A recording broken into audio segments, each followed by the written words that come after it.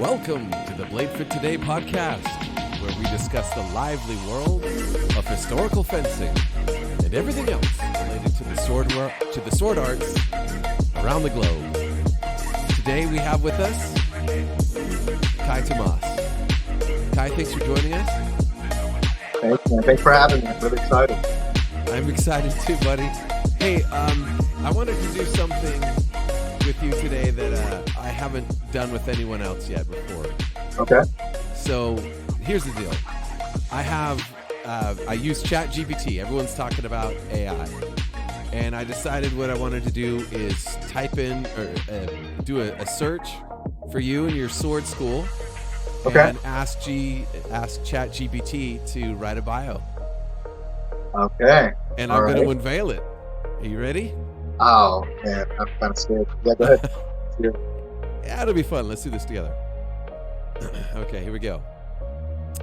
Kai Tomas is a seasoned instructor and a highly respected swordsman in the Ludus Ferocia Sword Club. With over 15 years of experience in the art of swordsmanship, he has dedicated his life to mastering the craft and passing on his knowledge and skills to others. Born and raised in a small village on the outskirts of Ludus Ferocia, Kai showed an early interest in the art of sword fighting. As a child, he would often watch the local swordsmen practicing in the fields, dream of one day joining their ranks. At the age of 10, he was finally given, you like that? He was finally given the chance to take up a practice sword and begin his training. From the very beginning, Kai showed a natural talent for swordsmanship. Oh, God. It gets better. His movements were graceful and precise. And he quickly learned the basics of footwork, balance, and timing. Over the years, he trained with some of the best swordsmen in the region, learning new techniques and developing his own unique style. As Kai's skills grew, he began to compete in local tournaments and quickly made a name for himself as a formidable opponent. Oh. He won several championships and was soon invited to join the Ludus Ferocia Sword Club, a prestigious organization known for its highly skilled members. Upon joining the club, Kai began to train under the guidance of Master Adelard. Is that right? Master Adelard. Adelard. That's what it says. A legendary swordsman who had been teaching at the club for over 40 years. Under Master Adelard's tutelage, Kai honed his skills and learned new techniques that would later become the hallmark of his own teaching style. After several years of training, Kai was finally allowed to take on students of his own.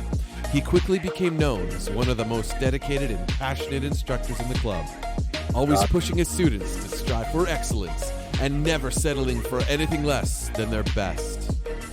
Kai's teaching style is known for its emphasis on discipline, focus, and hard work. He believes that every student has the potential to become a great swordsman, but that it takes dedication and perseverance to achieve that goal.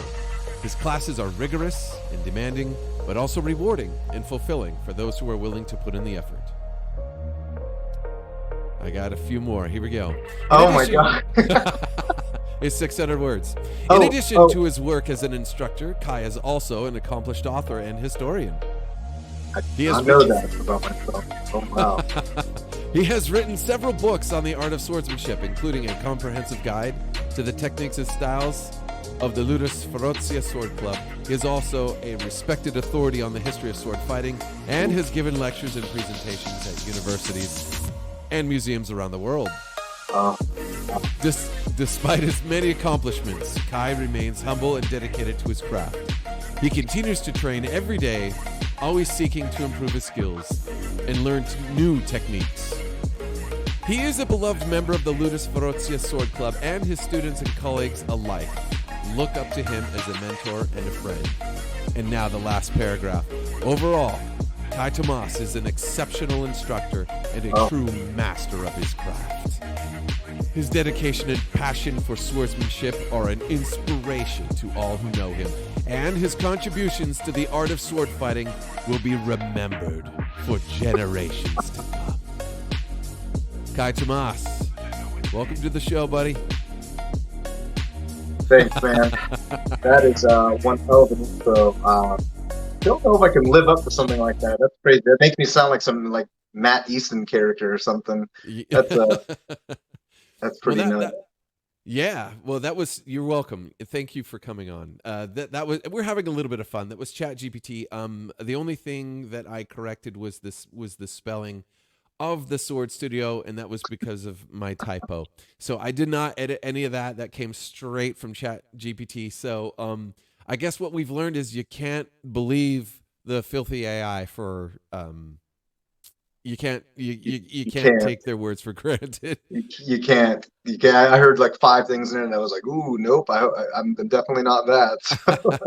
Well, hey, you know what? This is really cool because you could straighten us out this whole time, and it'll be sort of like a surprise for everybody. Yeah.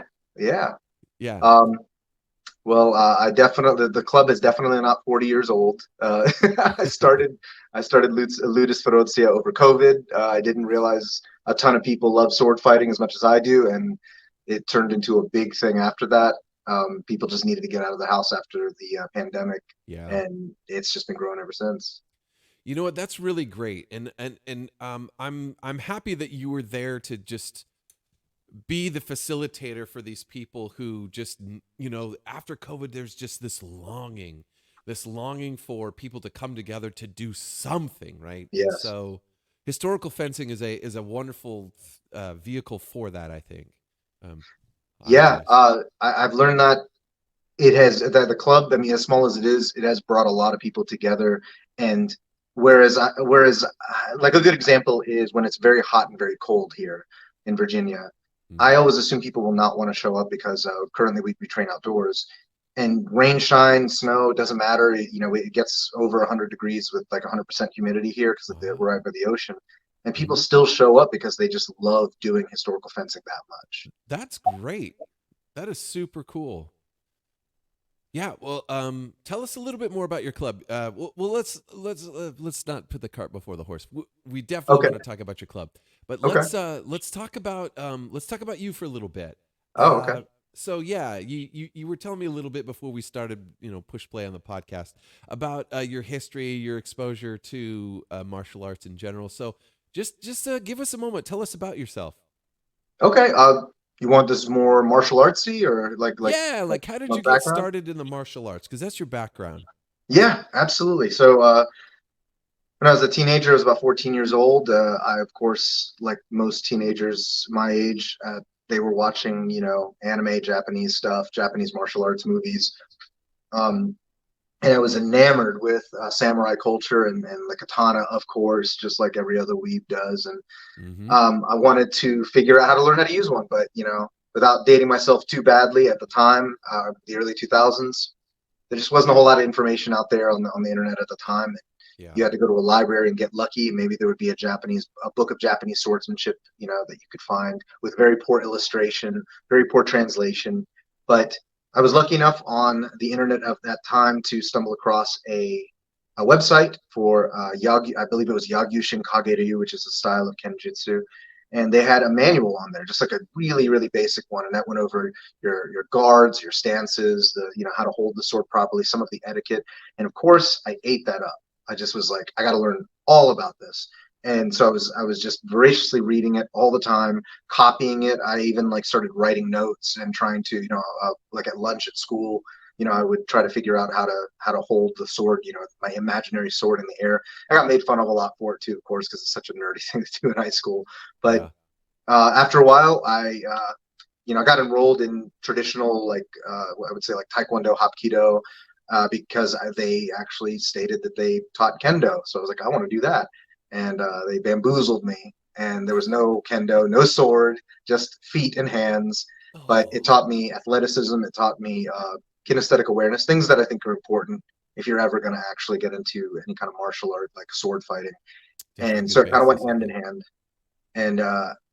And after that, I just started messing around with friends with broom handles and anything I could find around the house until I could afford getting an actual wooden sword. And then, of course, we would break those regularly because they're not, the ones we bought were $10 ones. Oh, yeah. And then I started sparring with friends, like many backyard fencers start, where they don't have a club or an instructor. So what do? They just go in the backyard and say, "Hey, let's see if it works." And to the woe of my fingers, that's what we did. And luckily, I didn't break anything too seriously. And then by the time I turned 18, I met my sensei, the person that taught me Kenjutsu as an official art. And in karate, I became a karate, jiu-jitsu, and Kenjutsu instructor under him. But that was, over the time of 8 years, and I got my ranking through him. And then, of course, it evolved into discovering HEMA later on as well. Yeah, that's legit. That's so fascinating. I think everyone. Well, I mean, now there's HEMA and kids know about it, but back in the day, everyone loves katanas. Yeah, Everyone should love katanas. yeah, Katanas are awesome. Yeah, they're super cool. Yeah, I remember it's like, with kendo, it's like, okay, so there was Olympic fencing, and then there's kendo, and then there's, I don't know what else. I grew up pre-internet. yeah, That's how old I am. So my high school years, the internet was like something that really super nerds did. yeah, And I mean, like the nerds of the nerds, like the nerd kings, right? Nerd kings and university professors, they had the internet. There was nothing on the internet that was interesting, because it was all just serious. Like, if you wanted to learn how to build a circuit board or whatever, like mm, that was the internet, or like academic papers and stuff. That was the mm, internet when I was a teenager. So, it was just TV, right? So I grew up with, Star Wars, Voltron, that kind of thing. So, oh yeah, that's the thing. So Star Wars, yeah, kendo, and Olympic fencing in movies. Like, that's where you got your sword fix. yeah, yeah, And yeah, so katanas, at least for me, in my formative years, that was the sword that people still knew how to use, kind of thing. And so that's yeah, just lent this power, behind the whole thing. So yeah, and of course, in my HEMA journey, right, I was like, oh yeah, well, maybe katanas aren't so great and longswords are amazing. I've kind of circled back just a little yep. bit, just a little bit. Yeah, Katana. we're actually planning on putting together. I know everyone has done it. The katana versus longsword YouTube video. The difference with ours is I have a background in both, so it's not like I'm on one side and I'm kind of looking Mm, outside at something else. Having formal like training on both, or at least competitive training on both, I yeah, can honestly say like an opinion of which one is better at what. Because they're both better at different things. yeah, But man, I was one of those kids that was like, the katana is so superior, and it has magical powers, and the longsword yeah, is this big metal club, and it's so hard to swing around and heavy. And I had never picked up a real longsword before, so I have no idea what I'm talking about. You right, know? yeah. Well, when you're the uninitiated, you just don't know. Mm-hmm. It's And that's true. the thing of it. Yeah, I think I've got to practice katana hanging on my wall over there. Yeah, it's one of the first plastic swords I got was a katana, like way back. Well, it wasn't that long ago, because I picked this up in my 30s. Mm. Um, yeah, but this isn't about me. This is about you. So, yeah. But anyway, so I did pick it up. And I don't have any formalized training with that sword. Just swinging it and stuff. But yeah, I'm really looking forward to discussing that with you as we go along. The difference that you find between um, kenjutsu versus maybe say like German or Italian longsword, Mm-hmm. or just the swords themselves. I don't. Maybe you feel this way. I don't want to put words in your mouth. I certainly feel this way. If you don't, it's okay.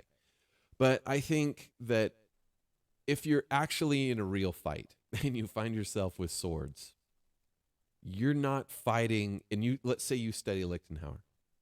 You're not fighting Lichtenauer. That's not your style.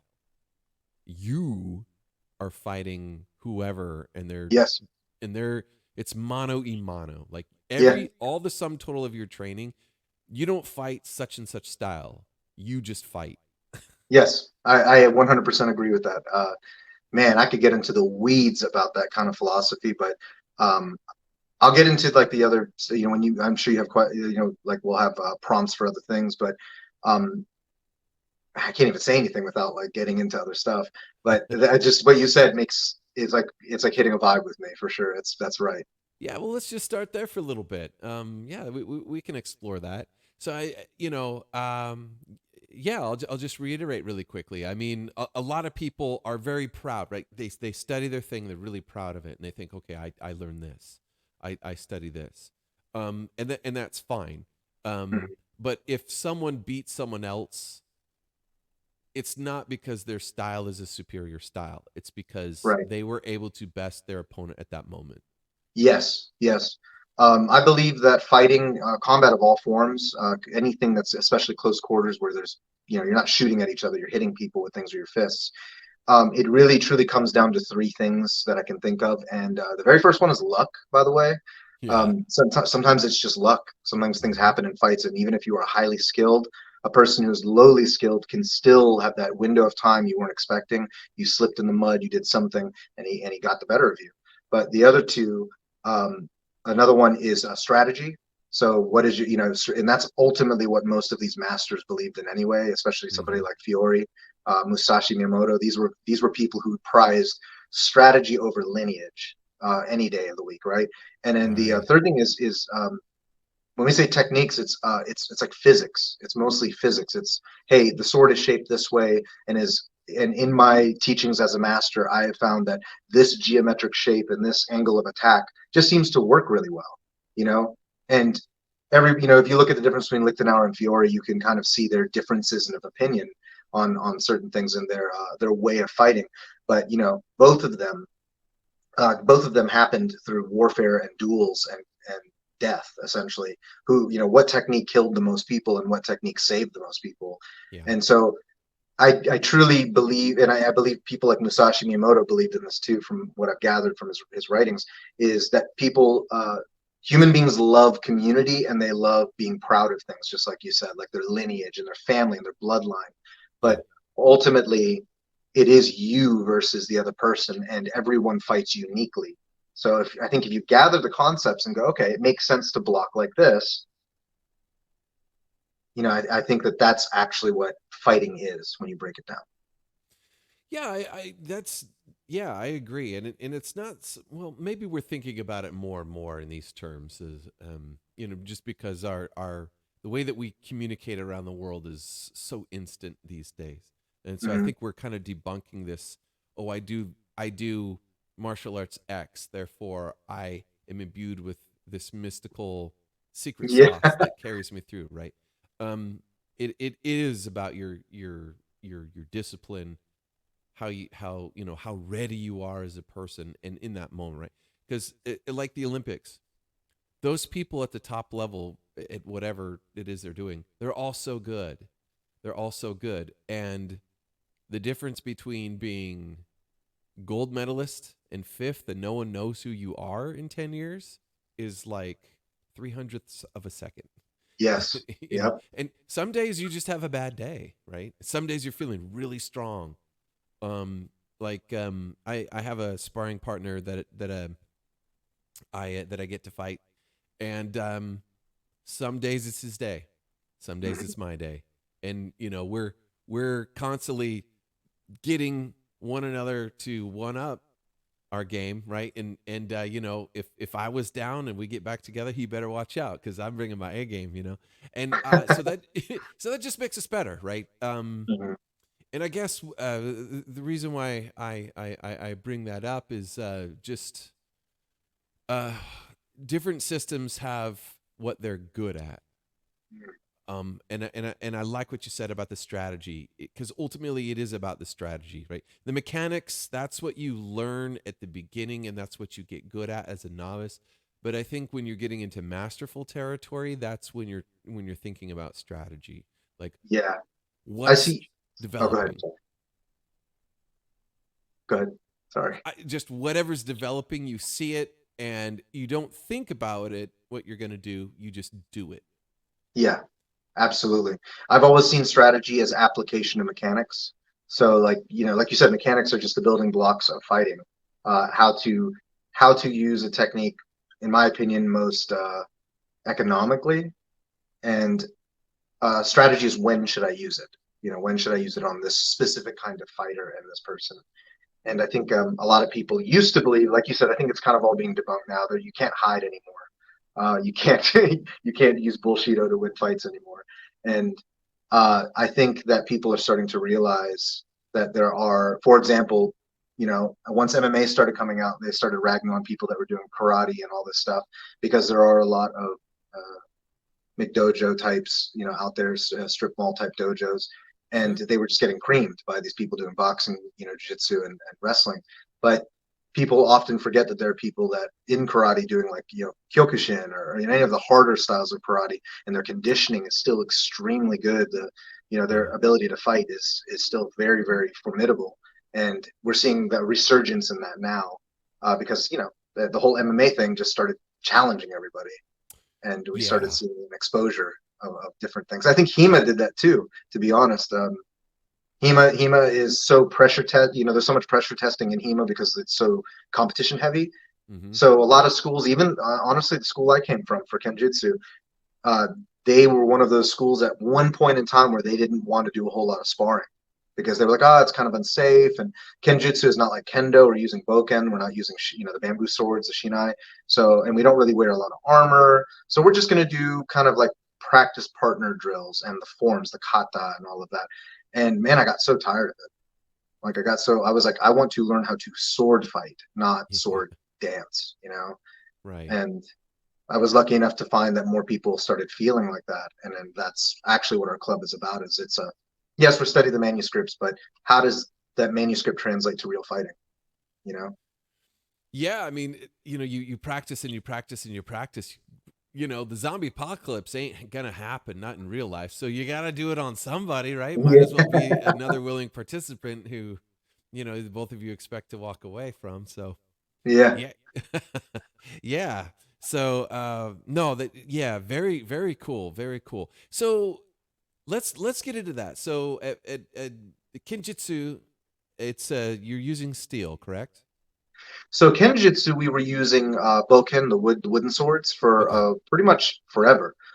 It was only recently that we started using steel because that technology had not really hit the Japanese sword market for a while. I mean, there's I think Toyama Ryu is a style that has been using steel for a very long time, but the laws in Japan make it so hard to use because all of their steel blades that are not cutting blades are like an aluminum alloy by law, so they can't sharpen them. So they definitely don't spar with them.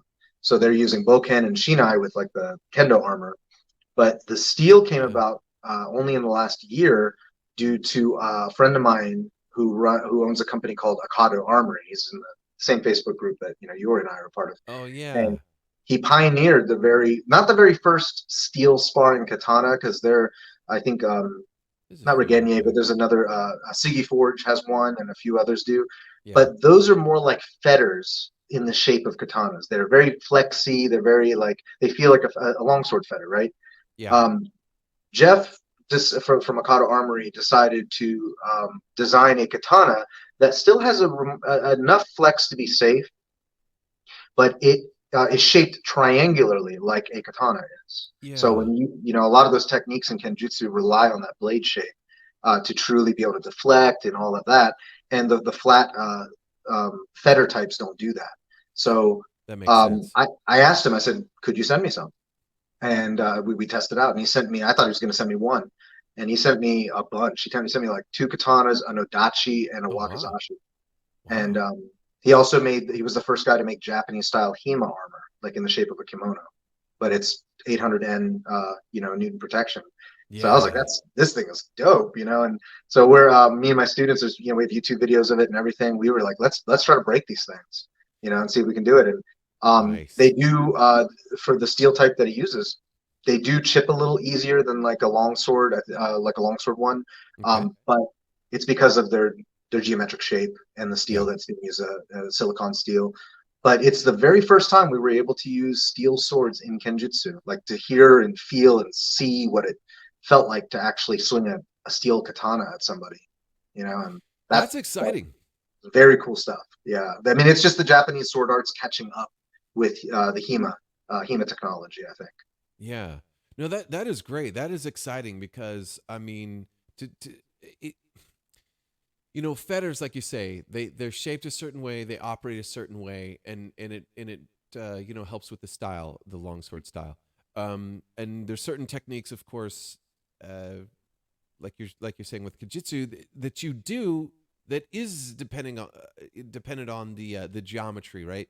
And I guess I'm just just totally parroting what you're saying, but yeah, no, it must be super exciting to actually have something like that you could go head to head and use your style with a steel and not be punished for using your style.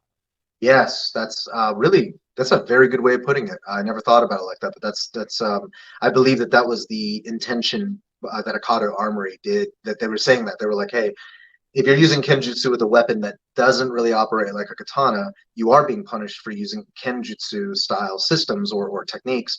And while I mean, I've seen videos of people using the Sigi katanas, and they do look like they work okay, but katanas are rigid weapons. They're not flexible like long swords and Yeah. arming swords, and it just makes them operate a little differently. And yeah, that might make it a little less forgiving when you're hitting somebody with a weapon that flexes way less.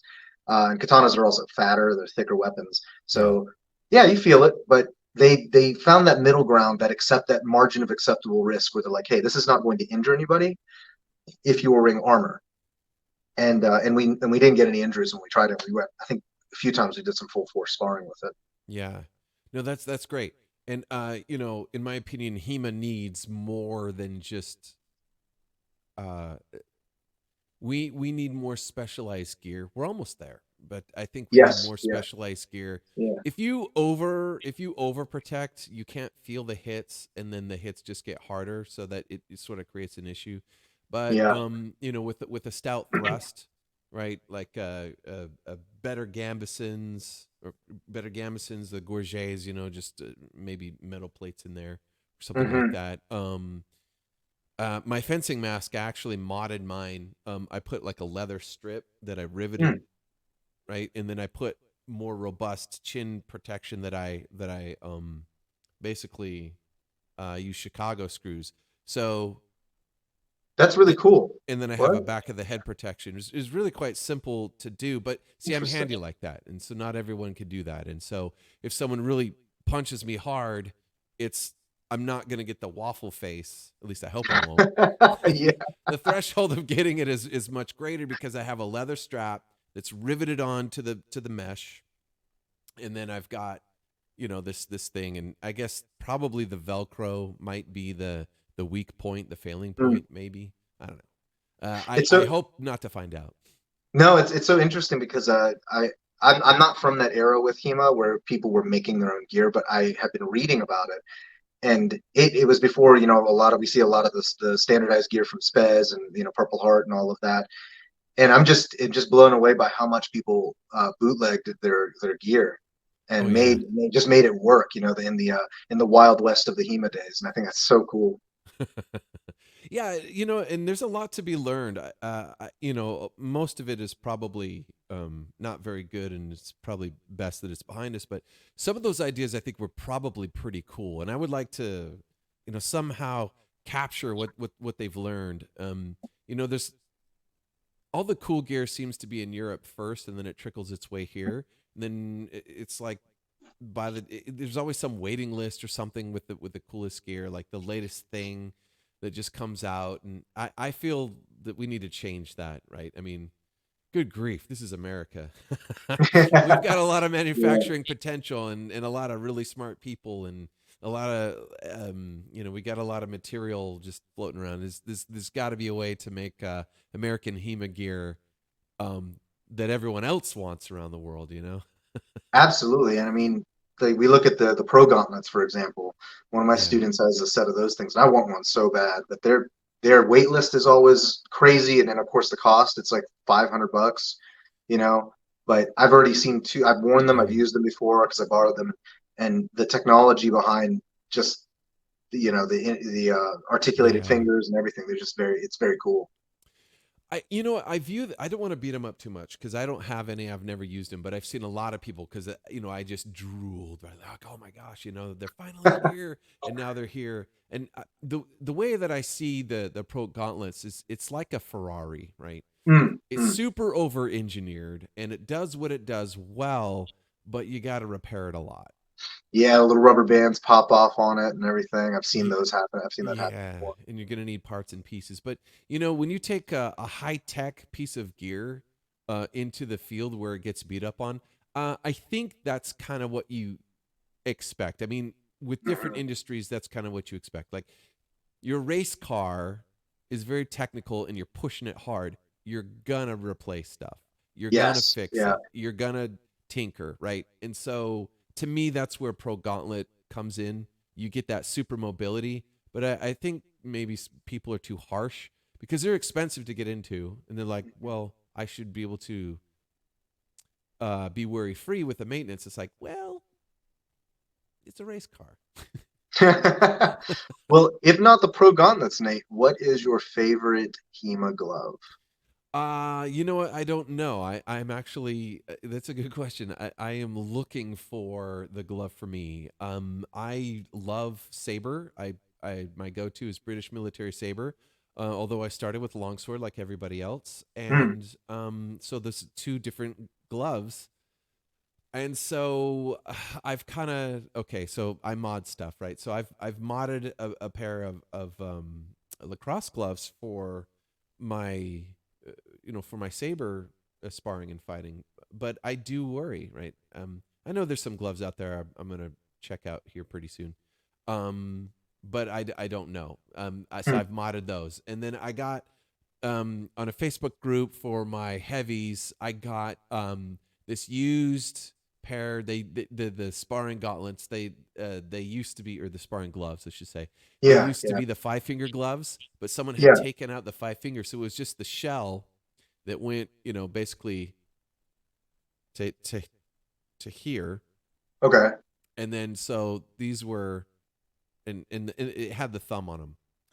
And so what I did basically is I was developing some kind of glove thing I was looking for a full articulation and all this and that. And anyway, I gave up because it was too hard for me to, because I came to the conclusion I need to make dies and like mold plastic and do all that. I didn't want to do any of that. And so what I did instead was I basically made a hoof. So I took some HDPE plastic, kind of like Kydex, and then I sort of shaped him, molded him down a little bit because I could do it with that low of resolution. I could do that, and then I put some foam on the inside, and then I basically um, riveted them to the glove that I got, and so I've got sparring gloves basically that are nice and flexible, but it's got the styro gum everywhere. But on the Mm. fingertips, it's more protection. It's actually like hard plastic with foam on there, and it's all just sewn in. And then I sewed in like leather on the inside, and then I wear just leather gloves first, and then I put those on. And I loved them at first, but I'm not totally happy with them. I need to Mm. change them or maybe get a different set of gloves or something. Huh. So yeah, I'm a That's pretty modder. I cool. mod my kit, and I got the ones that go. Trying to get to. Well, let me do this. It'll be Well, like the easier. hour, is it the hourglass one or? No, no, they're kind of the longer ones that come to Oh, here, yeah. Yep. but it Yep. was too short, and so I actually got some more of that Kydex like hard plastic, and then I just basically molded like a shell around that goes all the way up almost to my elbow, because my elbow, I have elbow protection on my jacket, and Oh, yeah. Yeah. so I Yeah. just slip it on, whoop, and then I've got the whole protection. That's But actually really cool. yeah, but there's certain things that I can't. I want to be more nimble, and there's something going on with my gloves I haven't quite figured out, that it doesn't let me do certain things. Gotcha. So man, I'm talking a lot about gloves. So what I'm looking at is, I know Ukrainian company makes some really popular sort of clamshell ones. I'm really interested in those. I might think I pick up a. saw that as well. I forgot the name of the company, but I did see them pop up. Yeah, yeah, yeah. I could tell you in a second here. Okay. Uh, yeah, it's like HF Armory. That's Yeah, what it is. HF. Yeah. Yeah, HF Armory. Yeah, they've got Um, some. Go they ahead. have some really interesting, like for harness fectum, like the overlay for the Yeah, mask, I think is what they make. yeah, It's really cool stuff. yeah. Right. So that is pretty cool. Yeah. So I guess HEMA is starting to come up with those kinds of things. Uh, weapon master, the Thox. Those look pretty The cool. thought gloves. Yep. I'm very curious to see. They have some pretty crazy claims with that, with the like they were hitting it with a hammer and all that stuff, and I want to know if it really does hold up, like they say. I don't know. The answer is probably no. I mean, Yeah. none of them really hold up. I mean, protecting your hand is, come to find out, it's really hard. And I've been in this long enough. There's several iterations of gloves that's like the promise of Shangri-La, and they're all Mhm. pretty good, and they're all getting better. But when they're brand new, they work great. But in the wild, they wear down, they tear up. But that's Yeah. just kind of par for the course, I think. um, you know, we demand such dexterity and protection that I think what the HEMA community is coming up with is actually really amazing. Mm. But I think what we have to, well, so far, is durability, right? So Yeah. they break I down mean, pretty quick. no, yeah, that's true. We had a few gloves break recently. The whole fiasco with the Spez thing, and you know, we had a few students have their gloves break, but they seem to have fixed it. So we'll see. You know. Yeah, you know what? I hope so. Spez is kind of that marquee brand that everyone just kind of loves, and they've really taken a hit lately. Mhm. I don't want to sit here on the podcast and tear them down or anything, because I No, think no, they've been a no, great company for HEMA for many years, kind of the absolutely. go-to for a lot of stuff, and I'm hoping that they really get out in front and get ahead of this, and really preserve their brand, like the company that they have been for a long Yeah, time. So I mean, and as far as I can tell, I mean, they've always been great with us, Purple Heart as well. And when that thing happened with the gloves, they replaced them, and we have not seen that issue since the replacements happened. So that's I good. I don't know. As of right now, I believe that they have fixed that problem, and Good. they've been pioneers of protection for HEMA, or just gear in general for HEMA, for a very long time. And it's just good to see that they were able to correct, or it seems like they were able to correct it. For sure. Yeah. So, what? How about you for gloves? What do you like to use? So my experience with gloves is still pretty limited. Of course, it started with like the lacrosse gloves. We still use those for synthetics a lot. Oh yeah. But as far as hard protection, I have the Spez Lobster version 2, the red ones, Mm-hmm. Yeah. and those things have been tanks. Really, really, really durable. The only thing that's come apart on them is the little pair of the shock cord, the elastic shock cord that comes untied every now and then. Yeah. The plastic sheeting itself, there are no cracks, there are no nothing, and it's been bashed. They've Nice. been bashed on, so it's been pretty good. Good. Nice. Okay, let's go to the handy notes here. The handy notes. All right. So, yeah, head instructor, Ludus Ferocia. Ludus Ferocia. So, Yep, you founded the club? I did. Yeah, Nice. So, I did. says here, mixed weapons. Yeah. So Let's I get into kind of that. started the club with like the idea of when people always ask the question, what would how would a knight fare against a samurai? How would a blah blah blah fare against a blah? Very fanciful, questions that we just ask our and I don't care who you are. We think of that as kind of cringe now that you're like, it's little kid talk in the HEMA world, but quite honestly, everyone has thought that. It's so Everyone. fun. It is fun. It's and every HEMA guy that I talk to, especially the ones that you were talking about, like that's just very scholarly and this and that. they're all nerds. They all like some form of. I haven't met one Totally. HEMA person yet that isn't into fantasy or some form of literature or fiction. And They we all all have. saw the 1980s version of. I'm sorry to cut you off, but No, no, you're you know, good. they all watched that 1980s Excalibur movie and just fell in love with swords. I mean, a Absolutely. lot of these early guys, that's what it was for them. So Yeah, absolutely. I mean, and of course, sword fighting is just, it's never left Hollywood. It's never left anything in terms of the media we consume. And, honestly, just thinking about it, I was like, well, I have, a background in 2 to 3 martial arts in terms of sword fighting and knives and all this stuff. I'm sure there are other martial arts out there. You have African martial arts, you have Chinese, more of that's starting to come out, which is great. yeah, And I'm that's like, cool man, stuff. yeah, it would just be so awesome for people of different disciplines to just be able to come into a club. And granted, I don't teach all those disciplines, but be able to spar each other and just figure it out. And obviously, we have a foundation in a few systems. We're not just like kind of like pick up a sword and use it. But I wanted a place where that was welcomed, and I just found that in a lot of spaces, especially HEMA spaces, because I think they were just tired of the katana fanboys. They were tired of people kind of, you know what I mean. They were kind of just dunking Yeah, on longsword stuff out of ignorance.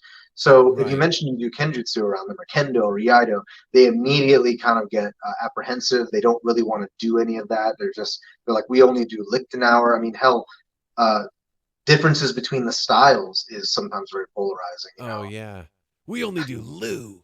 Yeah, No yeah, ring act around here. the Fiore guys are like, oh, you do Lichtenauer. That's such old stuff. It's outdated. I'm like, Yeah. technically, this is all outdated. So, Yeah, so what are you talking about? Outdated. yeah, Yeah. but no, that's why I made it a mixed weapons club, and because I do teach both, and then I also teach a spear as well. So I was like, Yeah. one every class, every sword class I teach, we usually have at least one day within the month where I'm like, hey, all right, let's see how poorly swords do against spears, and we will put one spear fighter against 3 swordsmen and see what happens. And of course, Oh. it ends almost the same way every single time. The spear wins, and then I ask everybody, I'm like, so how did it feel? And everybody who's out of breath, just whatever, and they're frustrated, and they look at me and they're like, fighting spears suck. And I tell them like that's why they dominate. Pole arms dominated the battlefield. Yeah. It's way easier to use. You know what's so funny about that is that spears are they feel overpowered.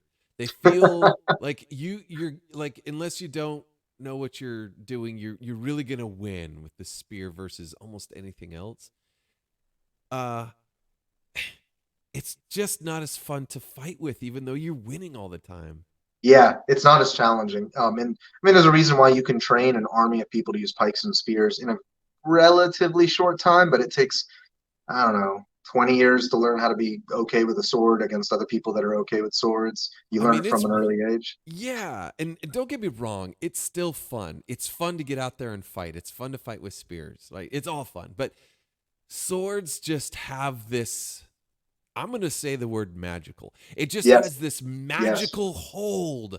Like once you start doing it and you start getting, proficient, it just it's like chasing the perfect golf swing. That's how I tell people who Hmm. golf. It's like that allure, that mythical perfect golf swing that you just are on the cusp of getting. That's what it is to wield swords and to get good Yeah, at it. that's And a spears have nothing like that. no, no. Spears do not feel like they don't feel like you said magical, like they have a thing to them. And it's so funny. We think of that. We might think, oh, well, it's because we've watched movies and we've been inundated with media. But even warriors of that time were totally like, I got to get this bougie looking crazy sword, and I have to Yeah. stun on all the poor people on the battlefield. And Bougie swords. yeah, there's just some bougie sword that's been decorated and all this. And even the Japanese samurai were like that. They were very much like, yeah, I don't really use this katana all that much. I use a yari or a naginata or a bow, but I'm damn well sure going to have a bougie blinged out katana and of course armor to let Oh everybody know yeah. that I'm noticeable on the battlefield. And this is of course this is like Sengoku period, but the knights were like that. You have the crazy armor with the cod pieces and they could have all stuck with spears and pole hammers and pole axes, and many of them had that.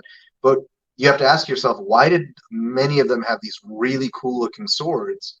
And it's because they felt exactly like we do when you pick one up and you just feel like a superhero, you know? Yeah. Yeah. Yeah.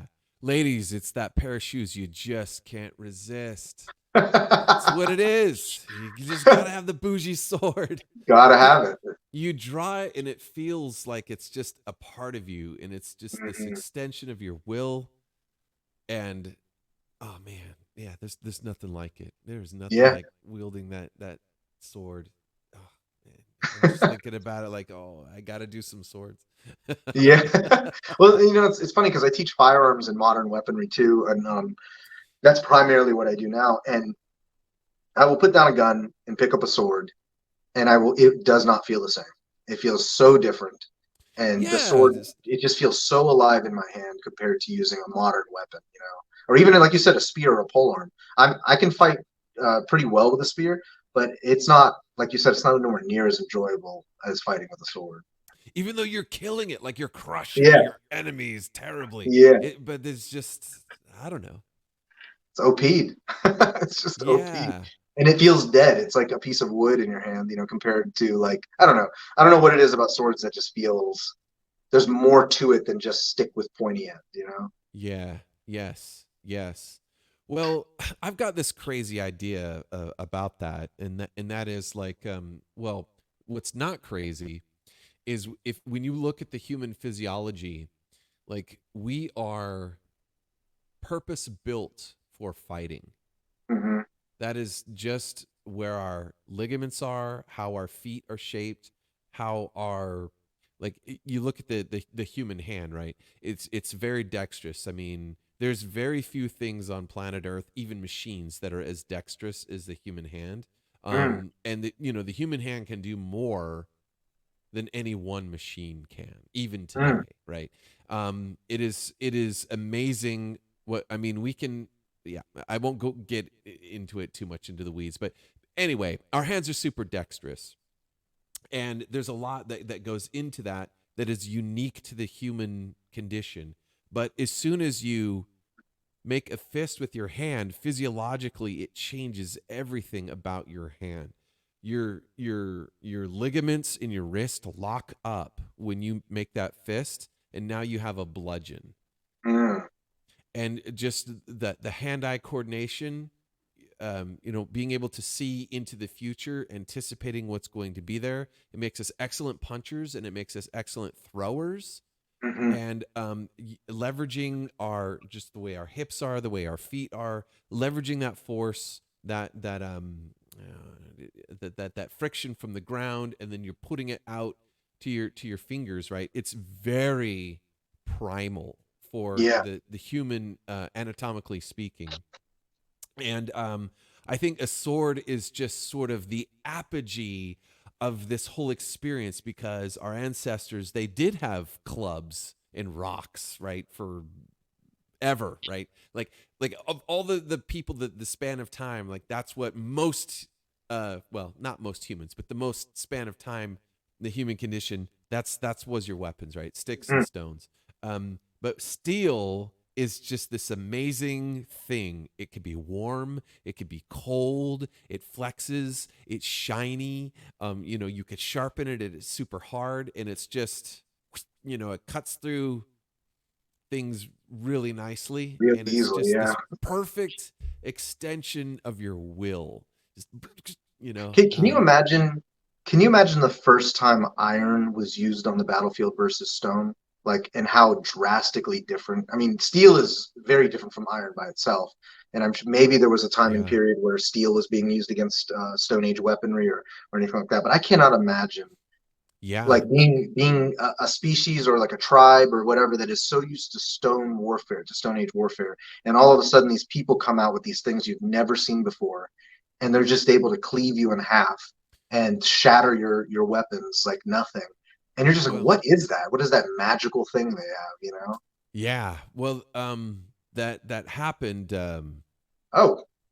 Yeah, well, it happened twice, right? So the Bronze Age did that to stone weapons, and we don't know a whole lot about that, but it happened again with iron weapons. So you were saying Really? like the first time that iron weapons actually came to the fore, that was the ancient Assyrians. Oh, I didn't know that. Okay. That's how they crushed everybody. They crushed everybody. Um, And they were the ones using iron weapons. they were the first ones to really utilize iron weapons to a mass scale that all of their army showed up with iron weapons fighting against bronze, and they just wiped everybody, right?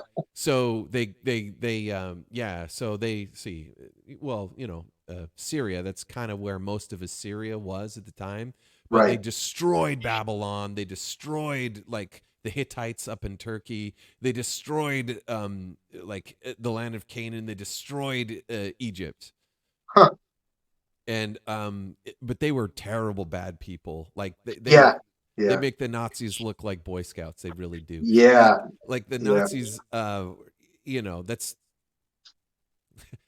how am I talking about the Nazis? Anyway, they It's we all all know good. how horrible they were. And if you don't know how horrible they were probably you should look it up. They're just outstandingly like terrible animals, right? Doing these horrible things. Well, the Assyrians would brag about it. Like the Nazis would kind of downplay it, like to outsiders.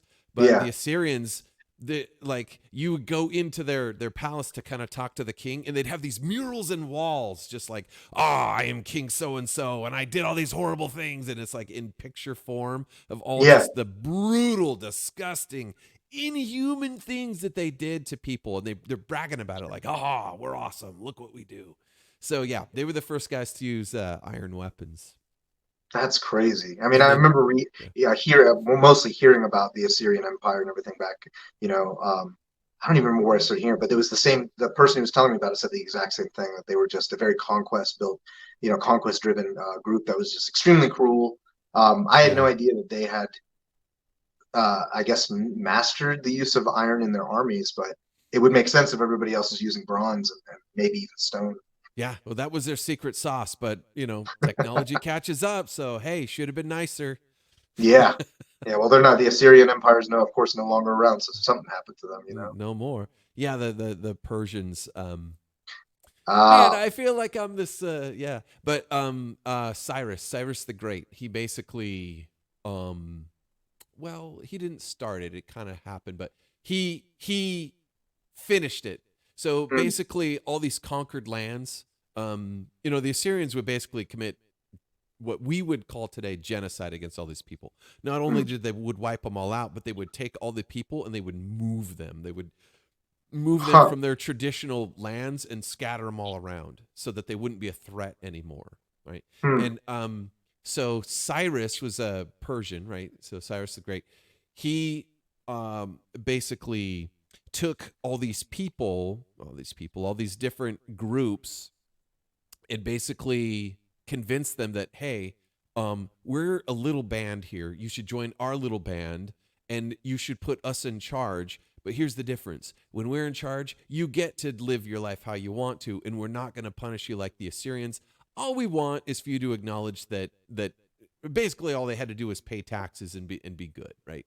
That's that's mm. that that's a super low bar. And they said, in fact, we'll even help you get your old lands back. And everyone's like, yeah, let's go. So that's how the Assyrians were destroyed. The Persians, they were more open palm, and Hmm. and that's how the Persian Empire was born. So Interesting. yeah, That's with the death of the Assyrian Empire. and I like how poetic it is. Like just this indestructible evil just kind of oozes across the land, causing all this mayhem. And okay, it's not like the Persians were super good guys or anything, but the fact that they were more open, right? They were a more open society, and they were able to defeat, just these Yeah. bastards, Yeah, yeah. So Well, it's so funny because now you're going to have me going down the rabbit hole of the Assyrian Empire after listening to you talk about it, because it's really interesting stuff. it's wild. I know. Yeah. I hope it's not boring, but yeah, I'm kind of a No. history buff. I like this kind of stuff. It really fascinates me. Like this is the age of the god kings. Where like you can't do any wrong, and Yeah. we have hear about all these people and their exploits. We don't even know that where they're buried. That's the weird thing. Mm. Like Genghis Khan, no one knows where he's buried, and he's like 2,000 years later, something like Yeah, that, from Cyrus the Great. Who 2000. knows? Oh, he was 2,000 years after that. That's Oh wild. yeah, he was like when was this? This was like before the Greeks were even. Well, no, that's not true. Um, That's why, like, I have I no. have to think It's so about it. interesting to not have a concept of that time span because that's such a ginormous difference in time. And I guess when you think of past empires, past kings, a lot of them, get lumped into, oh, that was just a long time ago. But for Temujin's time, I guess the Assyrian Empire was, I mean, honestly, just as long. Just as long as it would be to us because we can't tell the difference. Oh yeah, It's crazy. maybe even farther back. Yeah, Wow. because what Genghis Khan? Yeah, so that was 800 years ago. Hmm. It was like 2 or 3 times older than that. Oh my God. Yeah, yeah. It's really kind of remarkable. So, you know who Xenophon was? No. Since we're talking history, man, we are so off, but that's okay. If you're interested, I'm interested. Should I continue? Yeah, to tell me, I'm learning. I All love it. right, cool. All right, so Xenophon was this. He was this Greek general, and at this time, a lot of these empires they would hire Greek hoplites. But Mm, there was something about the Greeks that they were really good soldiers, and so they were this this heavy infantry. They had their spears and their big shields and stuff, and there's just kind of this warrior culture among the Greeks at this time. So. And I forget who his name was, but anyway, it was in the Persian Empire, and so Xenophon and his 10,000 Greeks were basically hired as a supplement to the greater army of this Persian prince, and so he wanted to take the throne from the guy who was the king because he felt that he was wrong, and they were related and all that.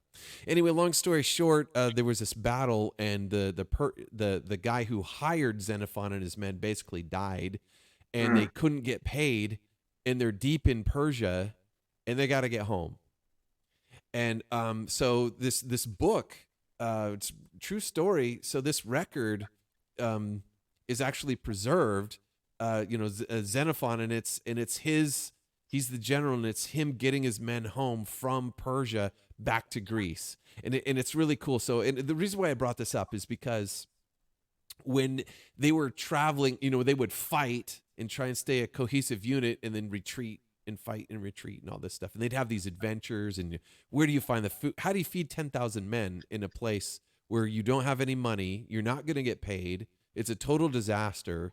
But yeah, 10,000 fighting men in lands where no one's likes you.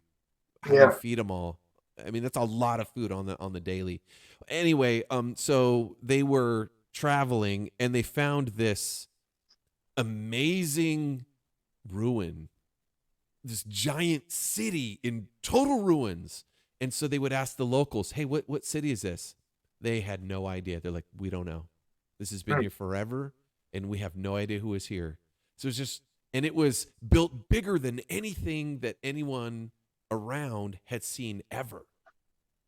Well, anyway, that was, it turns out it was the city of Nineveh, which was the capital city of the old Assyrian Empire. And they had no idea, like the ancient Greeks had no idea who these people were because it was that ancient. They had It was that no, long ago. Yeah. it was that long ago. So the Xenophon was something like, oh gosh, I'm guessing. I gotta remember when. But this is the classic like Greek versus Persia thing. Yeah. It was that time period. So we're talking like 600 B. No, we're talking like 500 BC, 400 BC, 300 BC, like roughly around that. And the Mm. Assyrians were. You're talking biblical times. Yeah. So it was Yeah. like 1500 BC, something like that. Oh my God. Yeah. Jeez. Yeah, so very long time. Boy, that was a long way of to say how old the Assyrians were when that happened, but yeah. It was an interesting way to illustrate it. I love it.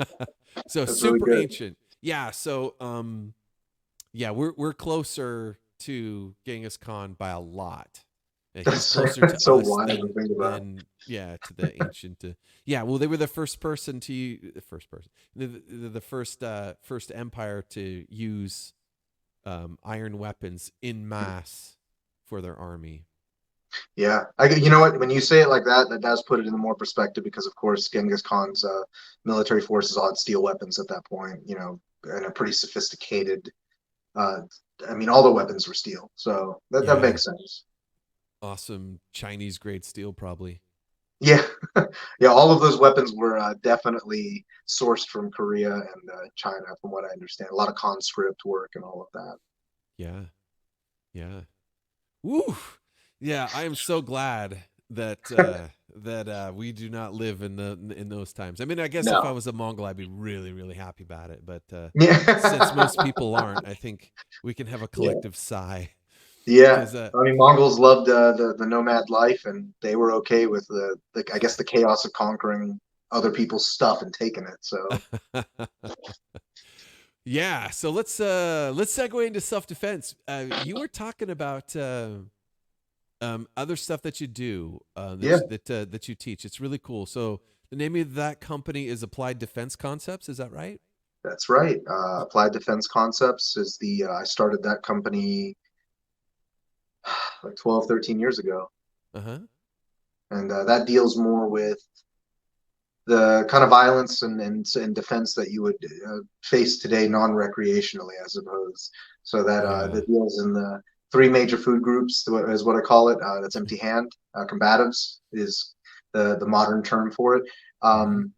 Knife fighting or edged weapon combat from covert to overt fighting, and of course. The instruction of firearms, tactical and self-defense firearms training, ranging from pistol, shotgun, and carbine. Wow, that's pretty cool. That is really cool. That sounds, yeah, something that I'm interested in. So So so funny. Your shield for blade fit looks a lot like our patch. It's the same color and everything. If you look at products, you'll see our patch. It looks almost exactly like yours. that's cool. You're talking the lion. The lion, yeah, your lion, because we have Yeah. a wolf, and Oh, then that's right. Right yeah, there. but Yeah. I was looking at your wolf and I thought, man, that's pretty dope. He's like, oh, and everything. yeah, Yeah. Yeah. Um, well, you kind of, you drew out this ancient world uh thing out of me, and so ours is a lion, but it's a winged lion. It's like oh yeah, yeah, I see it's it. like kind of mythical, I love that. That's just really cool looking. which has Assyrian roots. Oh, it does really? Yeah, yeah, yeah. Well, not just them. Like the Babylonians had their version, the Assyrians had their version. Like everyone had their version of kind of like the winged lion, right? Yeah. And even more contemporarily, winged lions. There's certain I think Catholic orders that use the winged lion as well. So it's like Mm. this symbol of um uh, I guess it's seen by those who take it as like a symbol of goodness, kind of like power. Mm. Yeah, but it's well, at least the I mean, I'm not Catholic, but from what I understand, their order, that's kind of what it sort of represents, and it's like prestigious and kingly and all that stuff. That's Yeah, yeah, yeah. everyone sees lions like that. I guess even from that time period, yeah, Yeah, it hasn't but changed all that much. But anyway, I got to. Can you see this? I got the Yeah, your site up here, so it's kind of cool. Now, this is yeah, what's interesting. yeah. Go Go ahead. ahead. Go ahead. Oh no, no, yeah. I built the site a little while ago. I was, I didn't have the money to pay for someone to build the site, so if it looks a little weird or janky, it's just because I'm not a website builder Well, I by like trade. it. Yeah. Things. Yeah. So you've got some things coming up here. One thing that was super cool was that you've got this fighting knife. Yes, yeah, the tiebreaker. Yeah, the tiebreaker. I have to say that's a pretty cool name.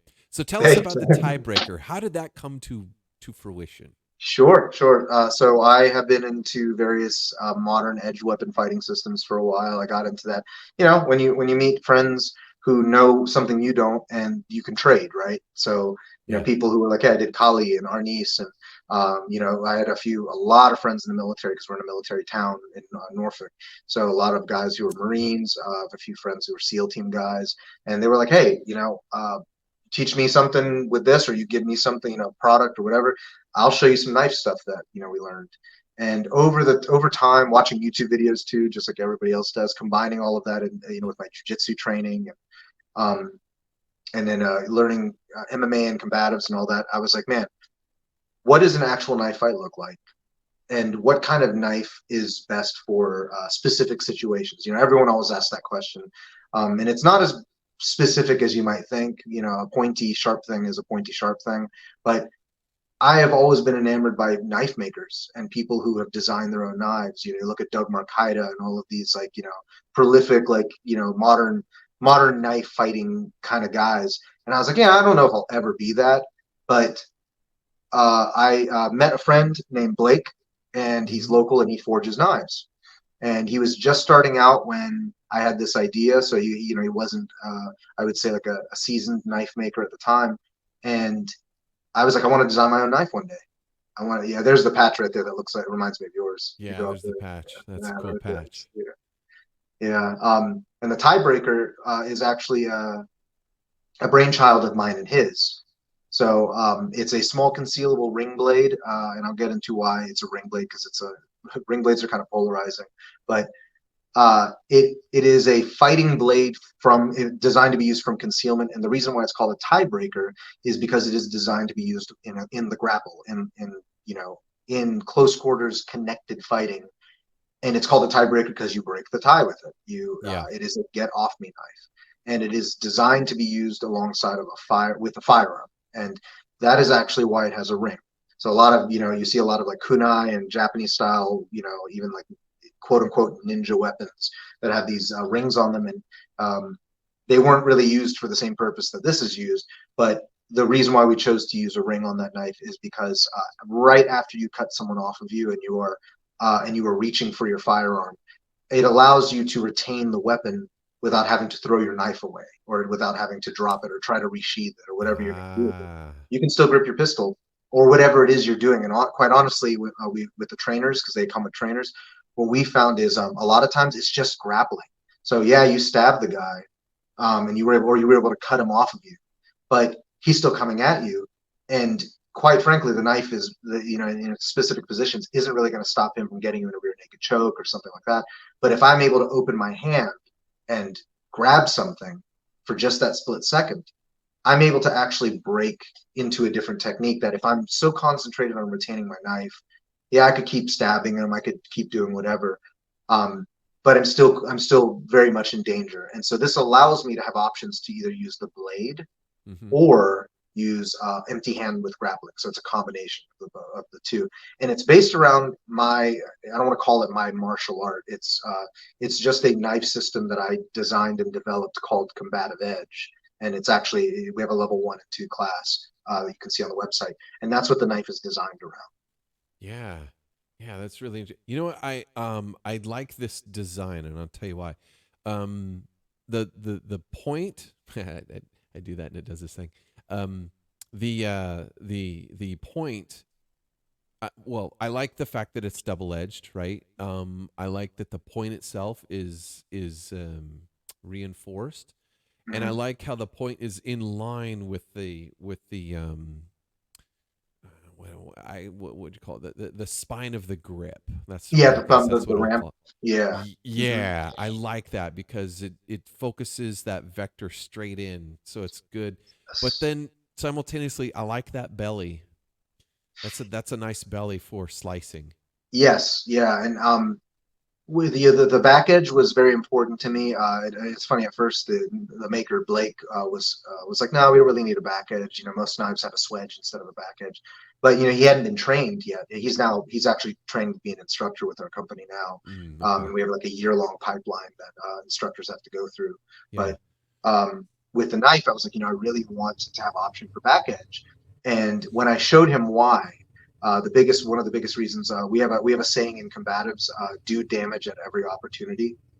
And so no matter what position you're in, whether I headbutt you, a good example of that is if I do a single leg takedown or if I grab you, I'm going to grab you with impact instead of just grabbing you. I'm going to throw my entire body weight into the grab and, take that little bit of health out, even though I'm just grabbing your leg. And Mm-hmm. we agree with that. We believe in that even with knife fighting. So instead of just poking in and poking out, right? Instead of having to do that, I can poke in and tear out using the back edge. And Yeah. now you have a much wider wound channel.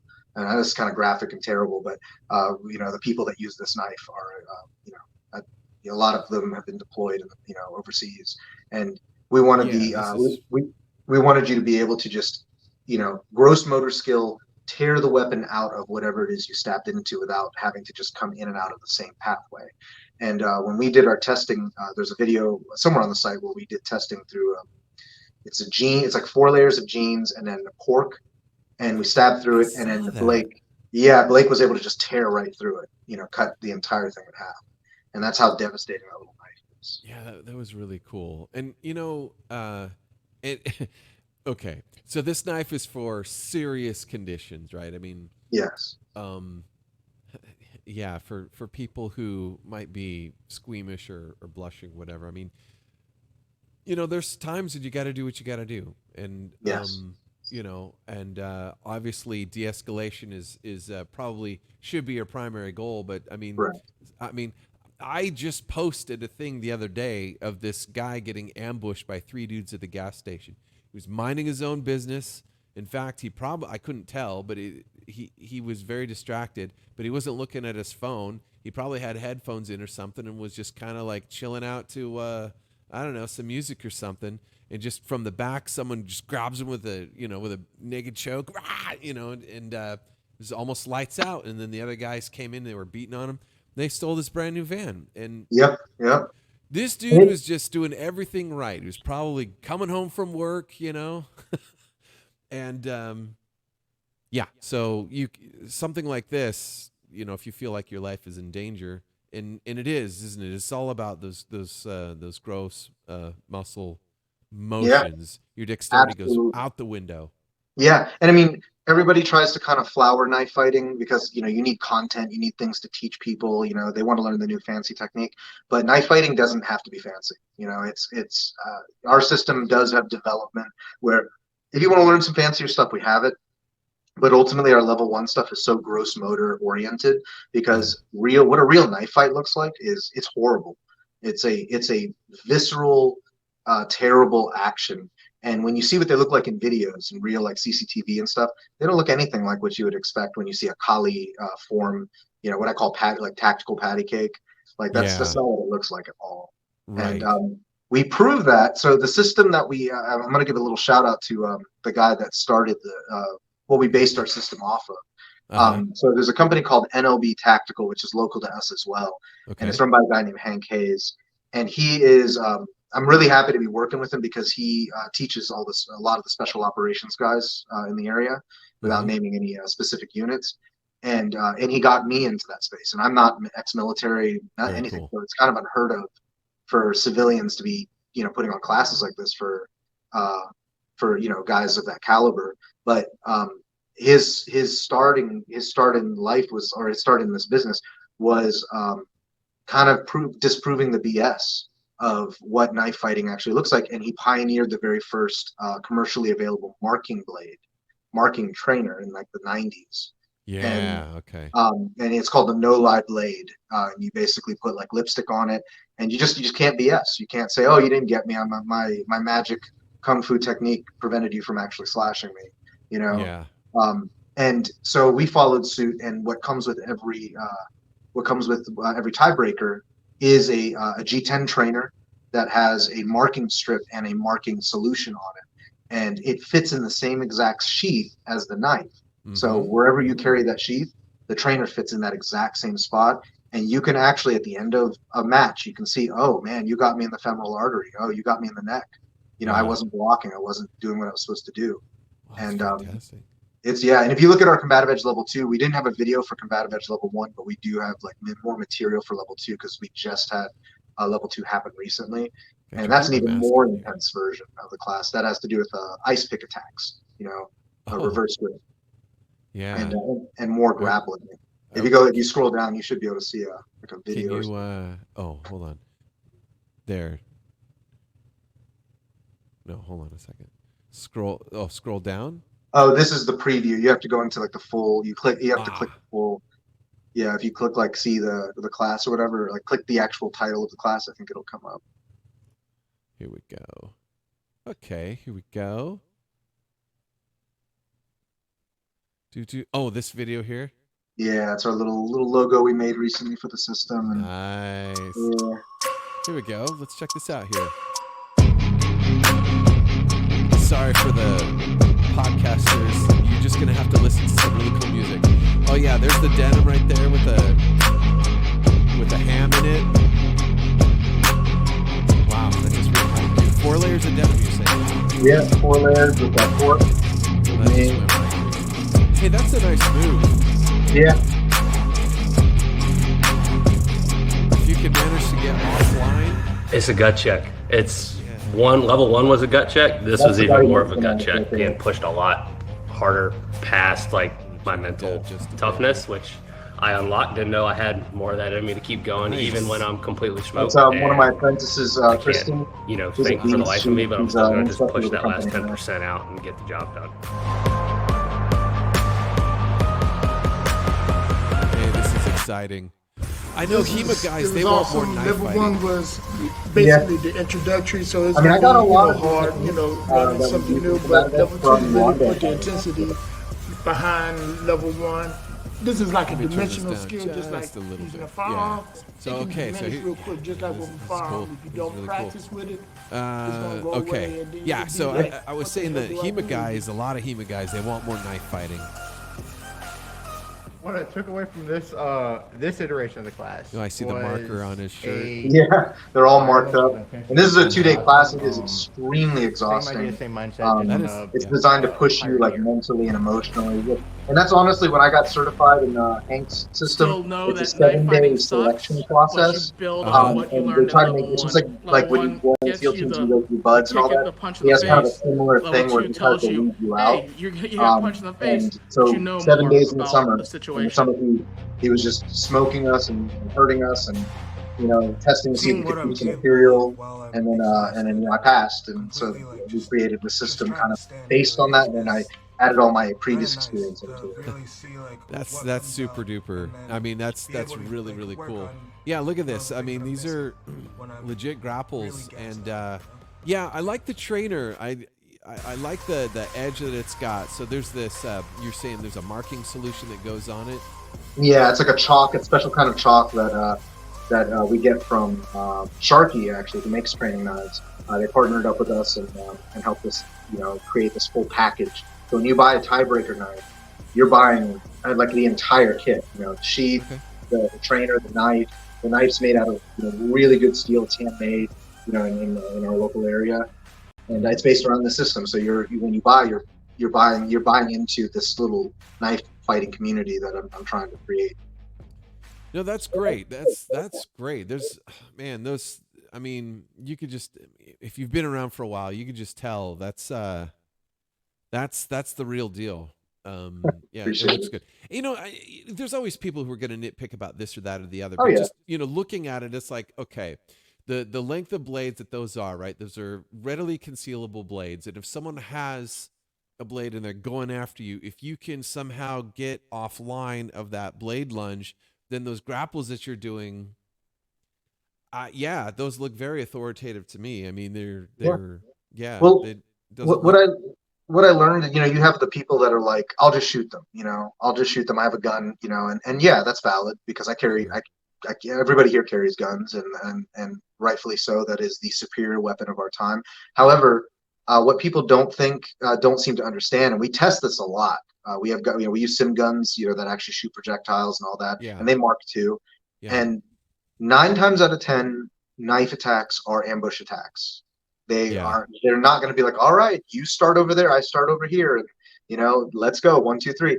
It is somebody who has been watching, following, and or has a plan to do something to you, and you are not going to have a weapon presented at the same time that they do. And what Hank found through his, his time in doing these classes is the most effective way to begin a life-saving maneuver is not with another knife and is not with a gun. It's with your bare hands. And if you start with your bare hands and move to weapons after, your survivability just goes crazy high, way higher than it was before. And you can test that data with the marking blades. You can't test it otherwise. You just kind of like, I think I got hit, oh yeah, there's a bruise there. But at the very end of it, after the adrenaline's worn off and everything, you can look at your shirt and go, there are less marks on you after you focused on your empty hand than the dude who was trying to pull his Glock 19 out and shoot, or pull out his fancy $400 knife to fight the dude with the kitchen knife, $20 kitchen knife from Walmart. And we, of course, as I developed Combative Edge, our system, it's exactly the same. We found that, you could do knife on knife, and we actually encourage the students in the very beginning of level 1. We say, here's a knife for you, here's a knife for you. There's no training. We're going to mark them up, put some masks on, and we're going to see what it looks like at the end. And of course, everyone is just marked up everywhere. So what I tell people is, hey, congratulations, both of you have died. Both of you, no one wins. And so you died in the hospital, you died on the street. Exactly. Yeah, exactly. And honestly, it's usually both dead. Both. You see punctures to the torso, and you're like, no, you're done. And then they go, okay, well, I don't really know what to do. And that's exactly when we come in with well, now we're going to show you. Start with the empty hand techniques, because getting to your tiebreaker. That's why we designed it. Is you start with empty hands to stop the knife attack, and if you can't stop it all the way with your hands, you move on to a cutting instrument or a shooting instrument, one of the two. Yeah. And the tiebreaker is just, the ring makes it just impossible to strip. It's really hard to take from you. Mm-hmm. And it's small enough that you can conceal it pretty much anywhere. And but it's the blade design, as you saw in the videos. I can almost drop it on that target. We were looking at the pork with the four layers, and it still goes through. It's just sharp weapon, And granted, it is a new item. We only finished the design like last year, and I'm trying to get it in the hands of different stores. Knife Center has it now. I tried to get Cult of Athena to carry it because we have a partnership with them, but they need less modern weapons, I guess. And then right. Yeah, I know. And then we partnered up with another company called Tactical Distributors, and they carry the knives as well. Yeah. And hopefully we get it into more stores. Yeah, well, congratulations. That's really cool. I mean, it looks like a good knife. I mean, anyone who's handled a blade would instantly see the virtues. I mean, everyone has their own, what they like, and sometimes it's irrational, sometimes it's aesthetic, sometimes it's just what they're used to. But just looking at that, I could see that there's lots of excellent uses that you could use. I mean, you probably don't want to dull up your self-defense knife by camping with it or whatever and just but I mean, it's got a nice belly that you could do lots of different things with, and then it's got that other edge, like you say, to get it out of that wound and keep going. So yeah. Yeah, congratulations. That looks cool. Thank you. Yeah, so that kind of reminds me it's time for the scroll. Ooh, okay. Yeah, cool. I'm just gonna leave that on there for a I'm little bit. I'm looking at it now. Hold on, let me see. Fun links are in the show notes below. Oh, I like that. That's cool. Yeah, so just a little bit of a reminder. There's fun links. They're in the show notes below. Some cool stuff in there. My links are like candy. Delicious links like candy. This is so cool. I love this whole setup. Yeah, so yeah, guys, if you feel like it, there's some really cool things that Kai is up to, and so yeah, if you feel like it, check it out. And that's cool stuff. That's very cool stuff. I really like talking with people who are actionable with their passions, right? Because if you weren't into all this stuff, you would not have designed this knife. Like, it wouldn't have just been a thing. No, that's very true. Funny enough, so I try to take action with, like, just like you said, if I want to do something, I like to think that I always end up doing it.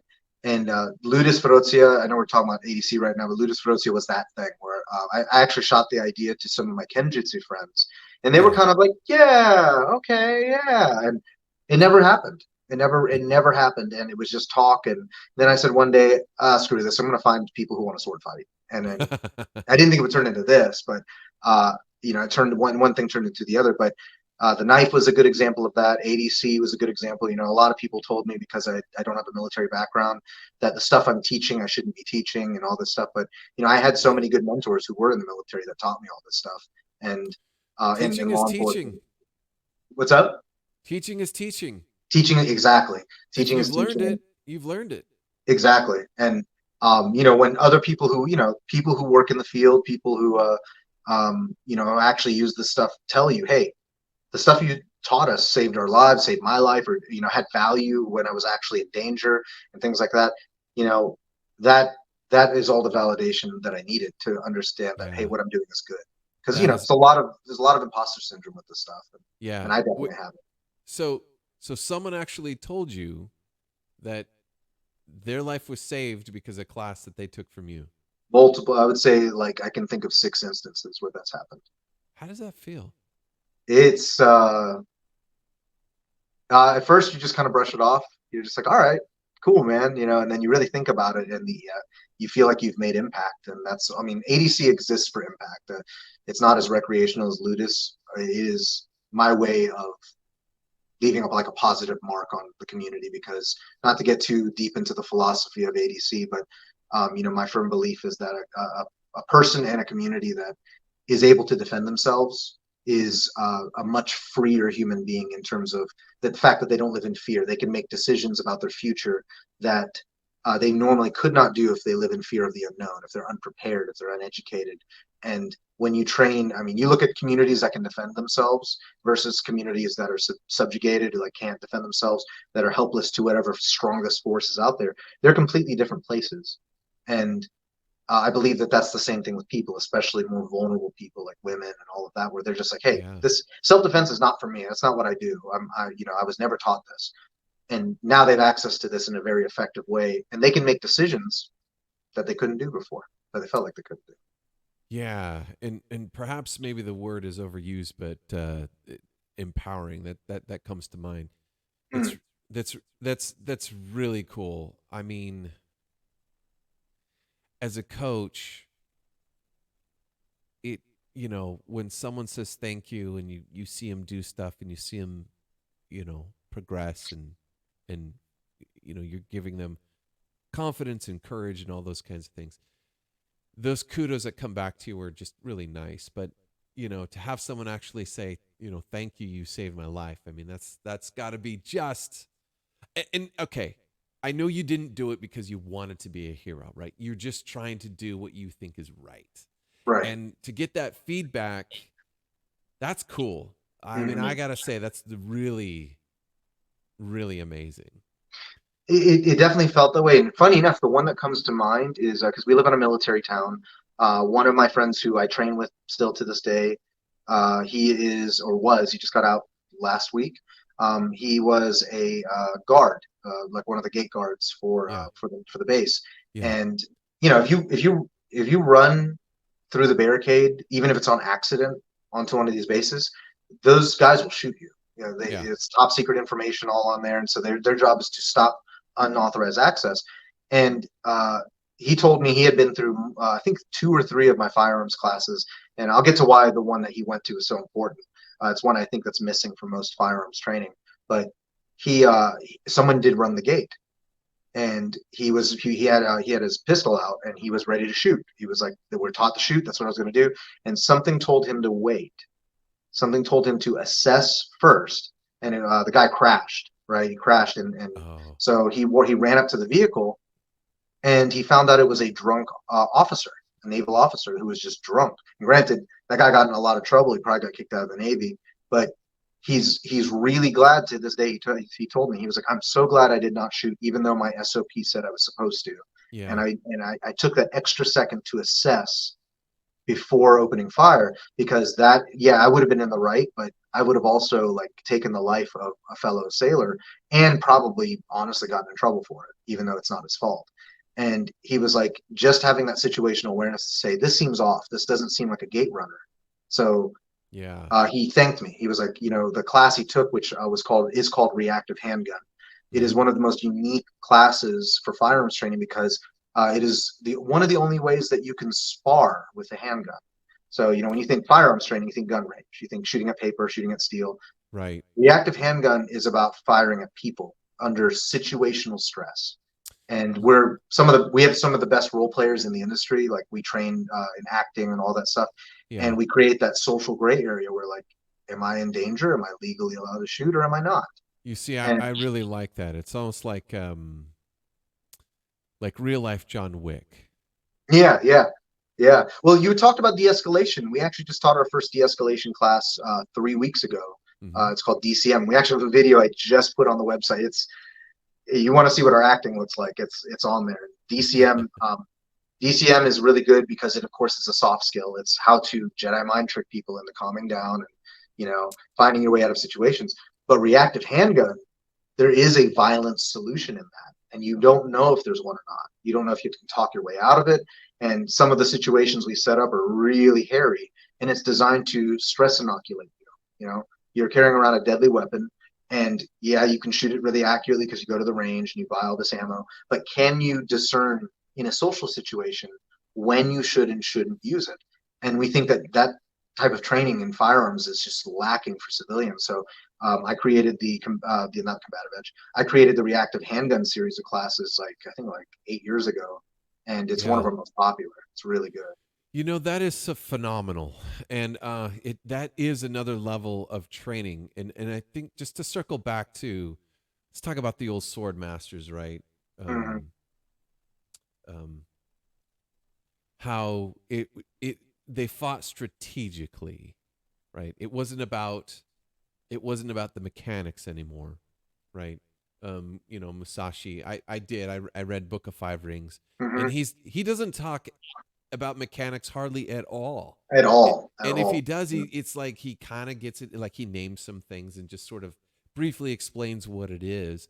But mainly, it's about the whys, not the how tos. And it's Yes. very mind expansive the way he talks about it. And I thought, is this it? Yeah. But Yeah.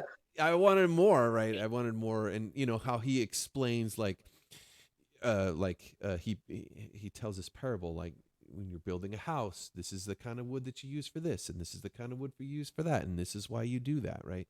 And so, anyway, to circle back to what you guys are doing, I could really see that that's probably even more beneficial than hitting paper, because I mean, no one holds still when you're going to shoot them, Mhm.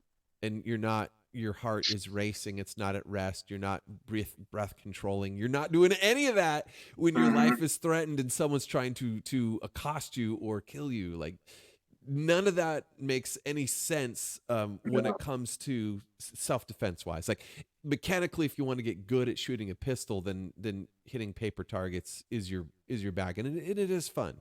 It never was my thing. I like to shoot things outside and watch them blow up and all that. But Yeah. yeah, You and I but both. it is important. The mechanics of that is important. Yeah, But what you're talking absolutely. about is much more important. I feel like it is, and it is the reason why it's not common is it is very hard to execute. Yeah. It took years for us to develop our acting. Like we have a cadre of role players, and they know how to push people's buttons. When you're taking reactive handgun, well, guess what we're doing to you? We're studying you.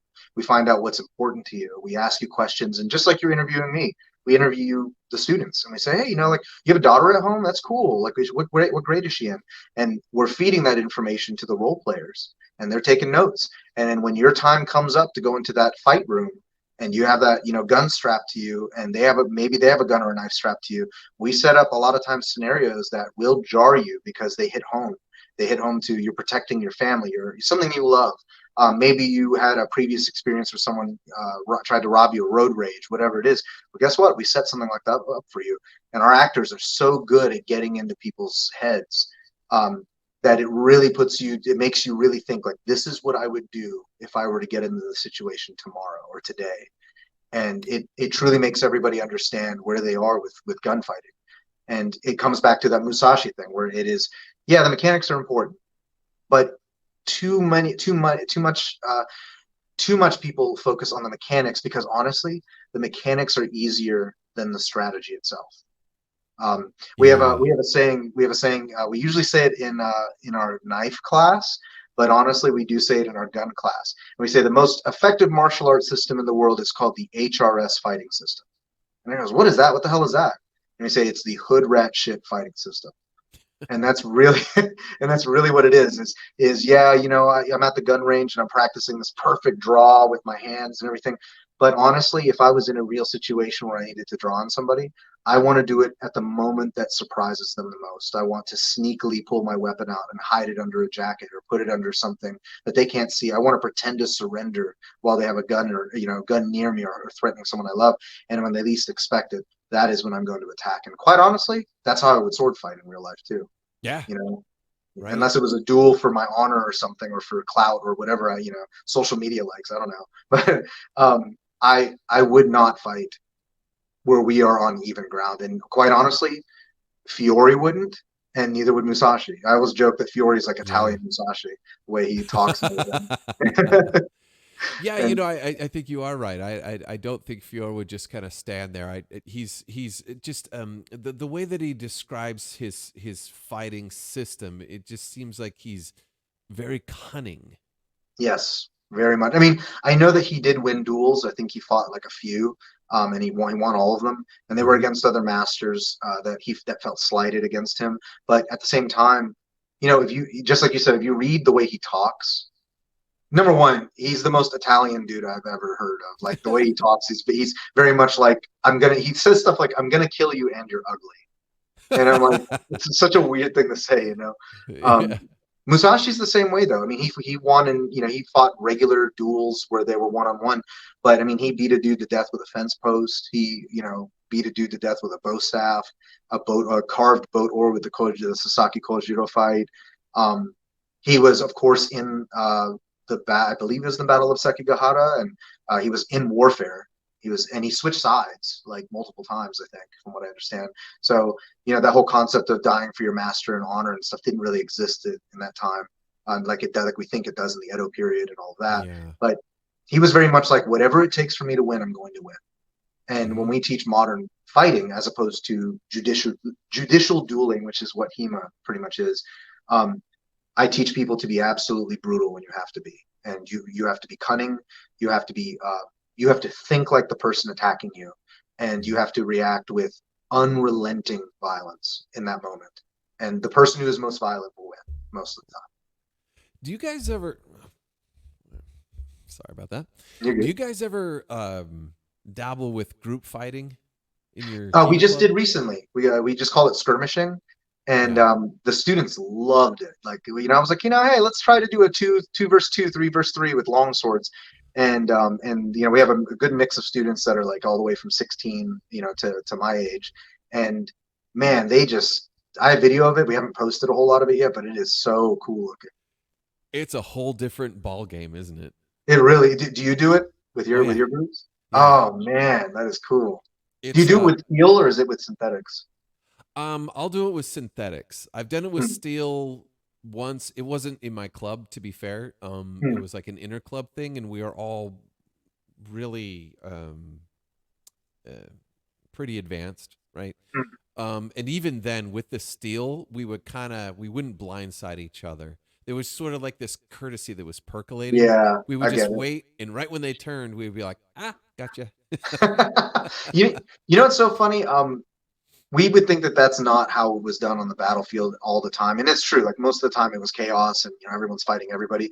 But I've come to learn through, the historical stuff that I look into is, especially with Japanese sword fighting, and I believe even with European sword fighting, nobles and knights and samurai, especially Sengoku and before, they would do things like that. They would challenge each other to duels on the battlefield. Yeah. And then fight it out in this glorious, surrounded by Ashigaru peasants, and there's two samurai fighting. And I think knights did that too, from what I get. Way the sword, man. Yeah. Yeah. And they were just like, this is my moment of glory. Well, and you know what? It makes sense. Like, it makes sense. And the reason why that it makes sense is because and I've never been to war, so I don't really understand it. I'm a very empathetic person, and people my age, we saw 9/11 happen on our TVs, and we were all 21. And a lot of my friends went off to war. I didn't for different reasons. But anyway, so I've had lots of talks with different friends, and it's been an interesting part of my life because I'm the generation that kind of went through this whole thing. And we can see it right in Ukraine that war doesn't make any sense. It's horrific. When people sign up and they want to go, they end up doing things that they never thought they were going to do. Yeah. They start to question, like, what is this all for? We lost all these friends for what? It doesn't make any sense. And it's such a waste. Like, it is a waste. I mean, it's usually the result of very powerful people, Yeah, and I'm not a pacifist. I'm not. Right. But war is a waste. And so you have the nightly class. They're in battle. They could get an arrow in some weird spot and die. Yeah. For nothing. For right? nothing. Yeah. At least if they challenge another guy that's sort of like them to a duel, and everyone just kind of sits back and watches just for a second, you're like a rock star. Yeah. And come what may, you're going to be remembered, and people are going to like honor you, and they're going to tell stories about you. So if you make it, it's all the better. And if you don't, hey, guess what? Your buddies were there. You gave them a chance to not fight because you were.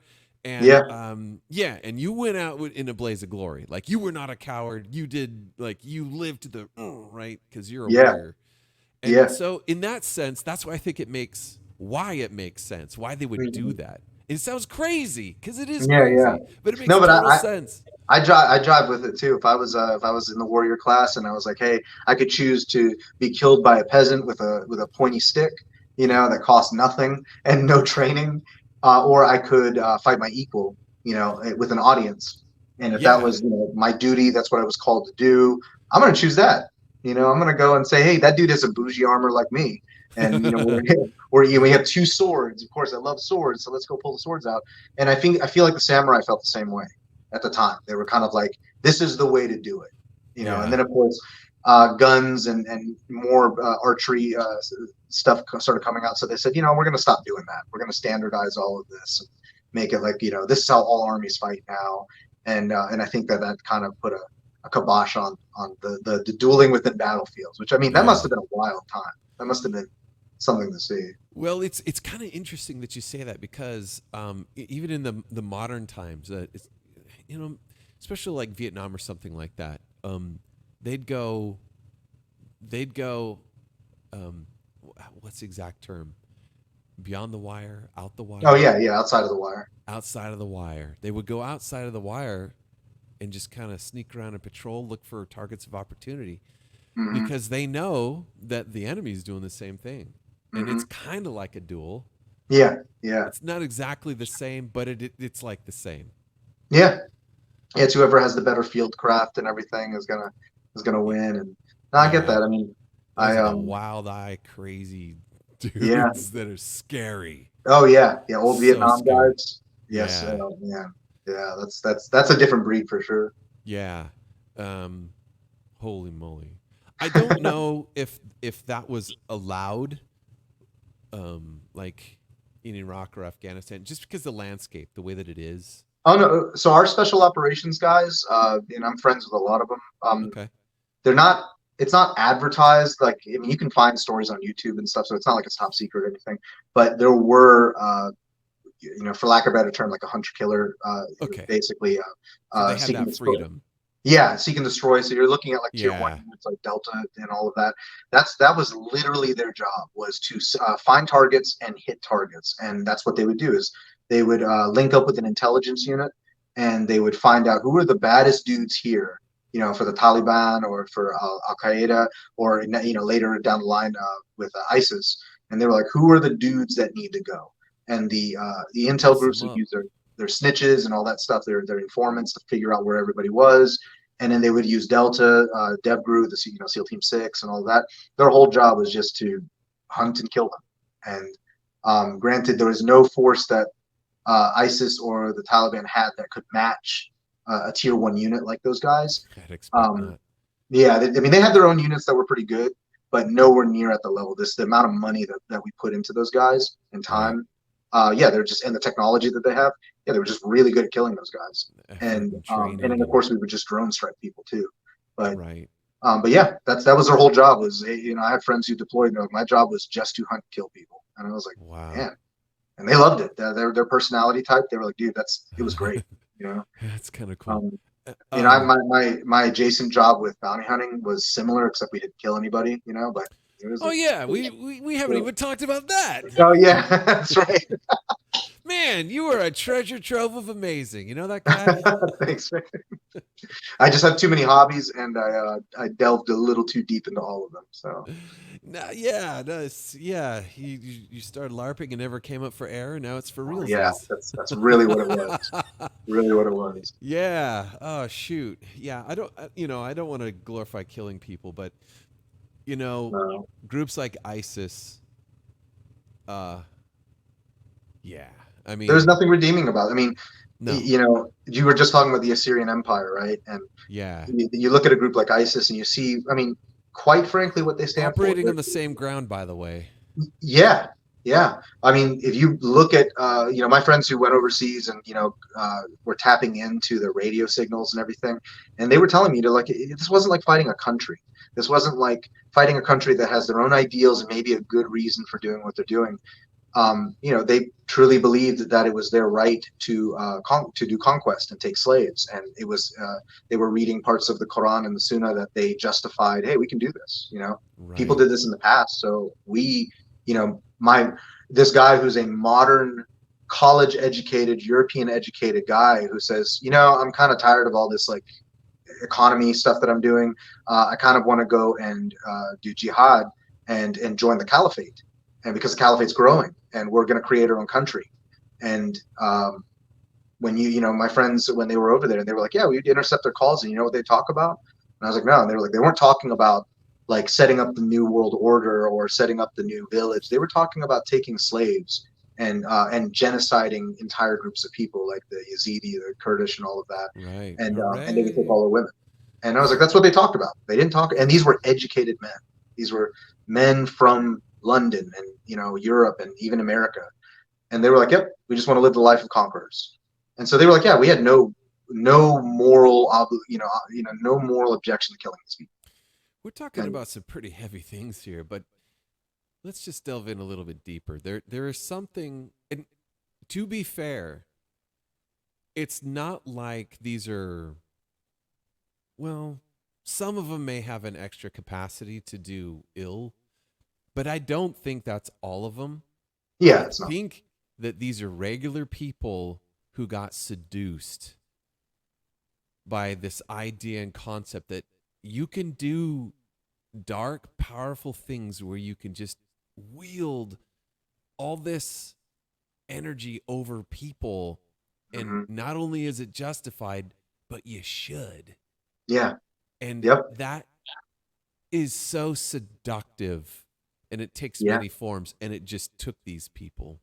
It did, and I mean, it's not just that. It's not just obviously they're in the vast minority of Muslims.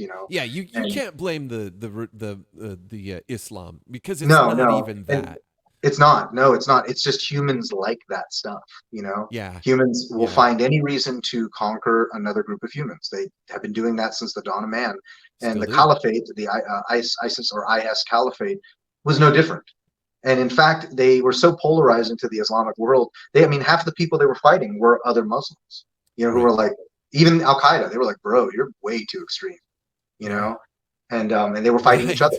They were just like, bro, you need to chill.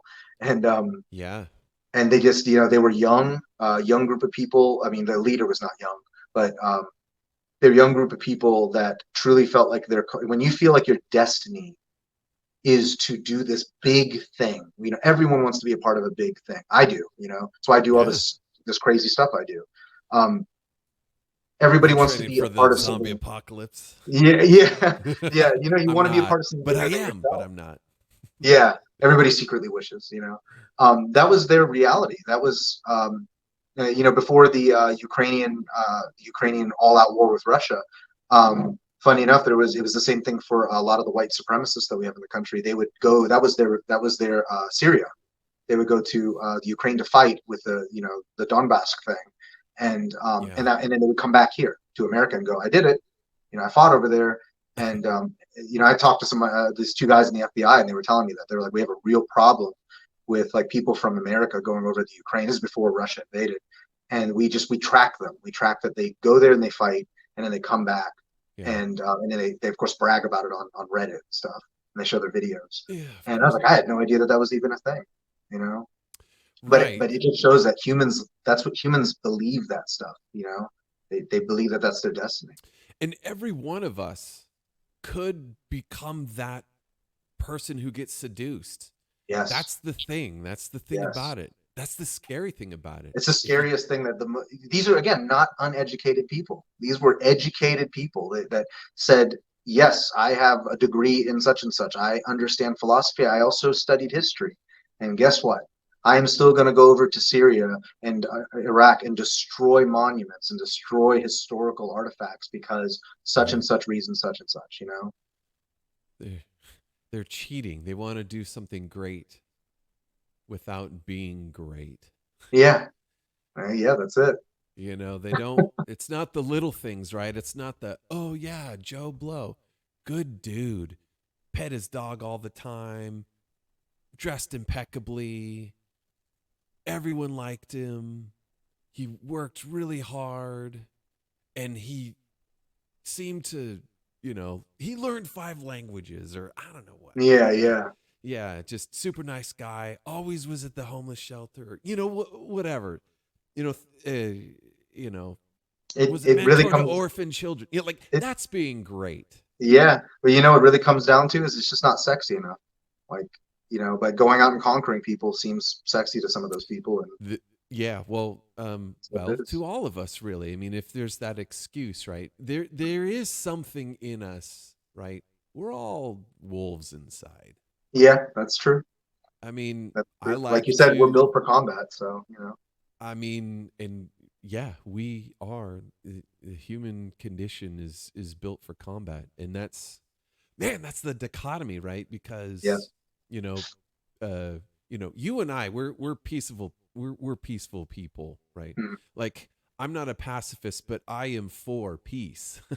You Mhm. know, things are better. Like I have 5 children. I want them to grow up in a place where, you know, they can go to school, grow, fall in love, have their own family, live a wonderful long life filled with all kinds of curiosities and wonder and adventure, and pass that on to the next generation. Like that's what I want for me. That's what I want for mine. That's what I want for everyone in my community, you know? Mhm. And you can't have that with all this trash, you know, Yeah. this seductive, I'm going to call it evil, this seductive evil that just can entice anybody. If your life feels empty, that's where it can seep in, right? Yep. So, Absolutely. oh Absolutely. man, I'm delving into that. This isn't about that, but I guess it's about that. But that's as far as I'm going to take this thing. Okay. No, because I could go into it pretty deep too, so I get it. Yeah. Yeah. So, and to be more dichotomous, one of the reasons, one of the buttress against that for me, eschewing that negative energy, I'll call it, is swordsmanship. I practice swordsmanship because it fills me in a positive way. I build community. I build camaraderie. I meet new people. You know, I'm meeting you today. Yeah. You know, this is very amazing and enlightening for me. You literally teach people, you know, the recreation. I mean, HEMA, historical fencing, you know, Kenjutsu, that's recreational, really. Right. Right. You can press it into some kind of service to help save you or somebody, maybe. maybe some loose concepts, but you take it to a different level, which is more modern day applicable self-defense concepts. And for positivity's sake, you want to help people, right? Yeah, absolutely. I mean, both the club and that are in existence for those very reasons. And I find it so interesting that the self-defense side, the way that you become effective in modern fighting is to simplify everything, to remove complexity, and to remain truer to your gross motor skills and gross motor functions. Whereas with you get more out of, like, say, HEMA or Kenjutsu, with the ability to expand, because we're doing it recreationally. So guess what we want? We want content and material. We want things that we can strategize in a fun and game-like way. And of course, if a game is short, like any other video game, you play a video game and it's really short, but it was really good, you're just like, damn, okay, well, I'm done with that now. But I think the ability to expand upon the strategies of sword fighting in a way that is completely recreational makes it so much fun, makes it so, that's why we nerd out so hard on quote unquote the techniques, right? Whereas, like we were talking about before, a lot of people, I think the strategy is kind of lost on them. But I don't know.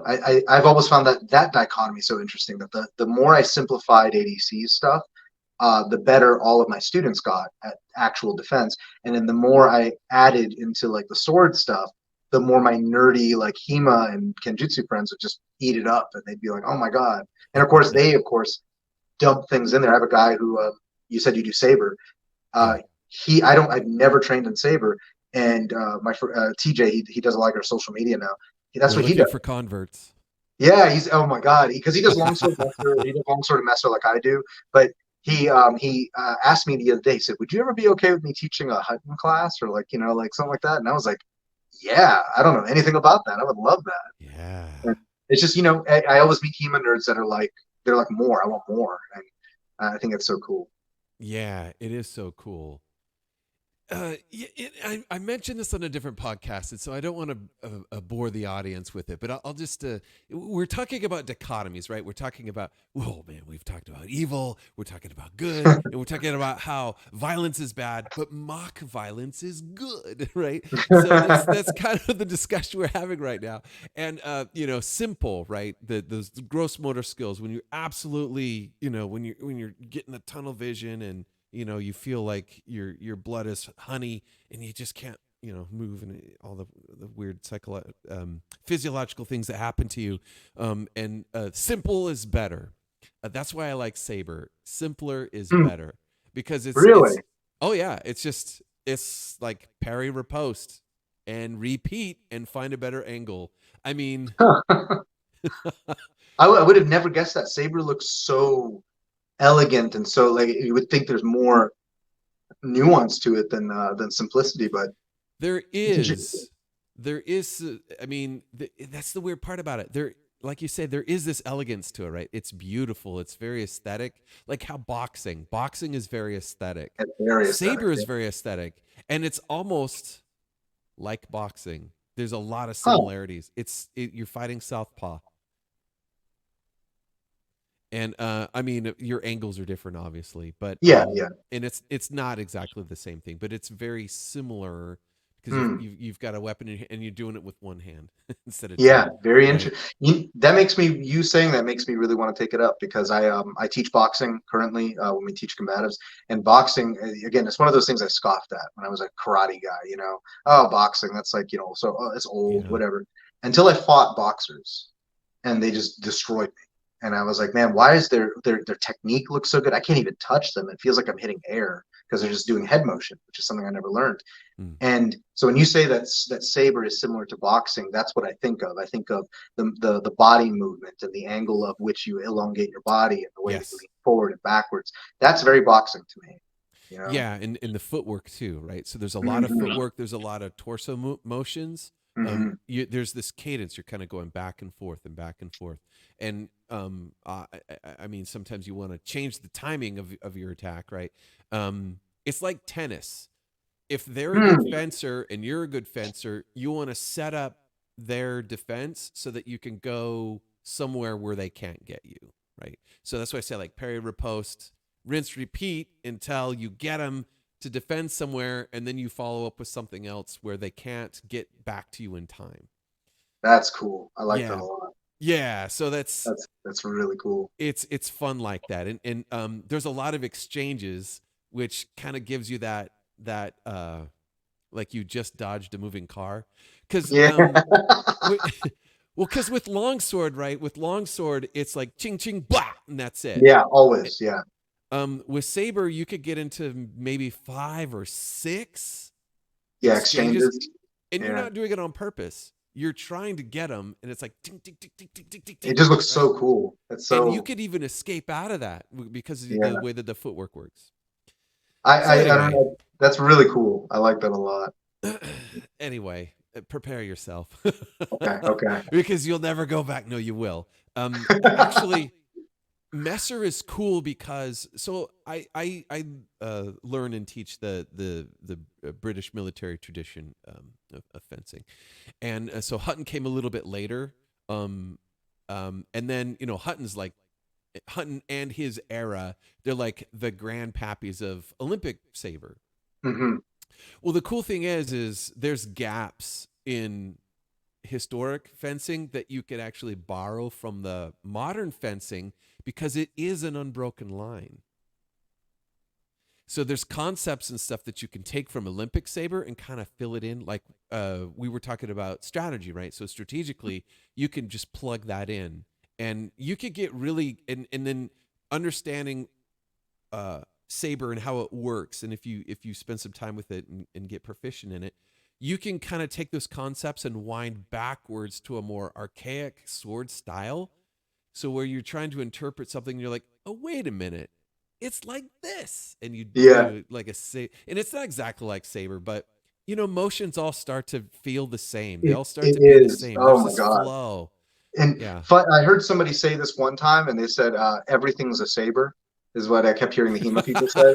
And I was like, yes. I kind of know what they mean by that, but I don't, because I don't do saber, but I kind of get it because I do. I've been teaching Messer just as long as I've been teaching longsword, and we have a guy who does Hutton in that class, and he's like, do you know how much we do in here just is like saber? And I was like, really? And he goes, yeah. It's a lot of similar motions, and it's because it's a one-handed sword. Granted the curvature and the hand guard and the balances might be a little different, but he's like, it's still a one-handed sword, and there's only so many ways you can swing a sharpened bar of steel at somebody. So you gotta have some similarities. Someone's gonna take issue with this, but there's a bridge between Messer and saber, and I'm gonna say that it's Scottish broadsword. It is. I 100% agree with you, and it's so funny because the guy that wants to teach saber also teaches the Scottish broadsword, and that's the reason why. Is he feels like, and he takes Messer. That's what he's like his number one thing with me. So all of these things, he told me the same exact thing. Was he said Scottish broadsword is like the evolutionary missing link or something like that. It was really funny.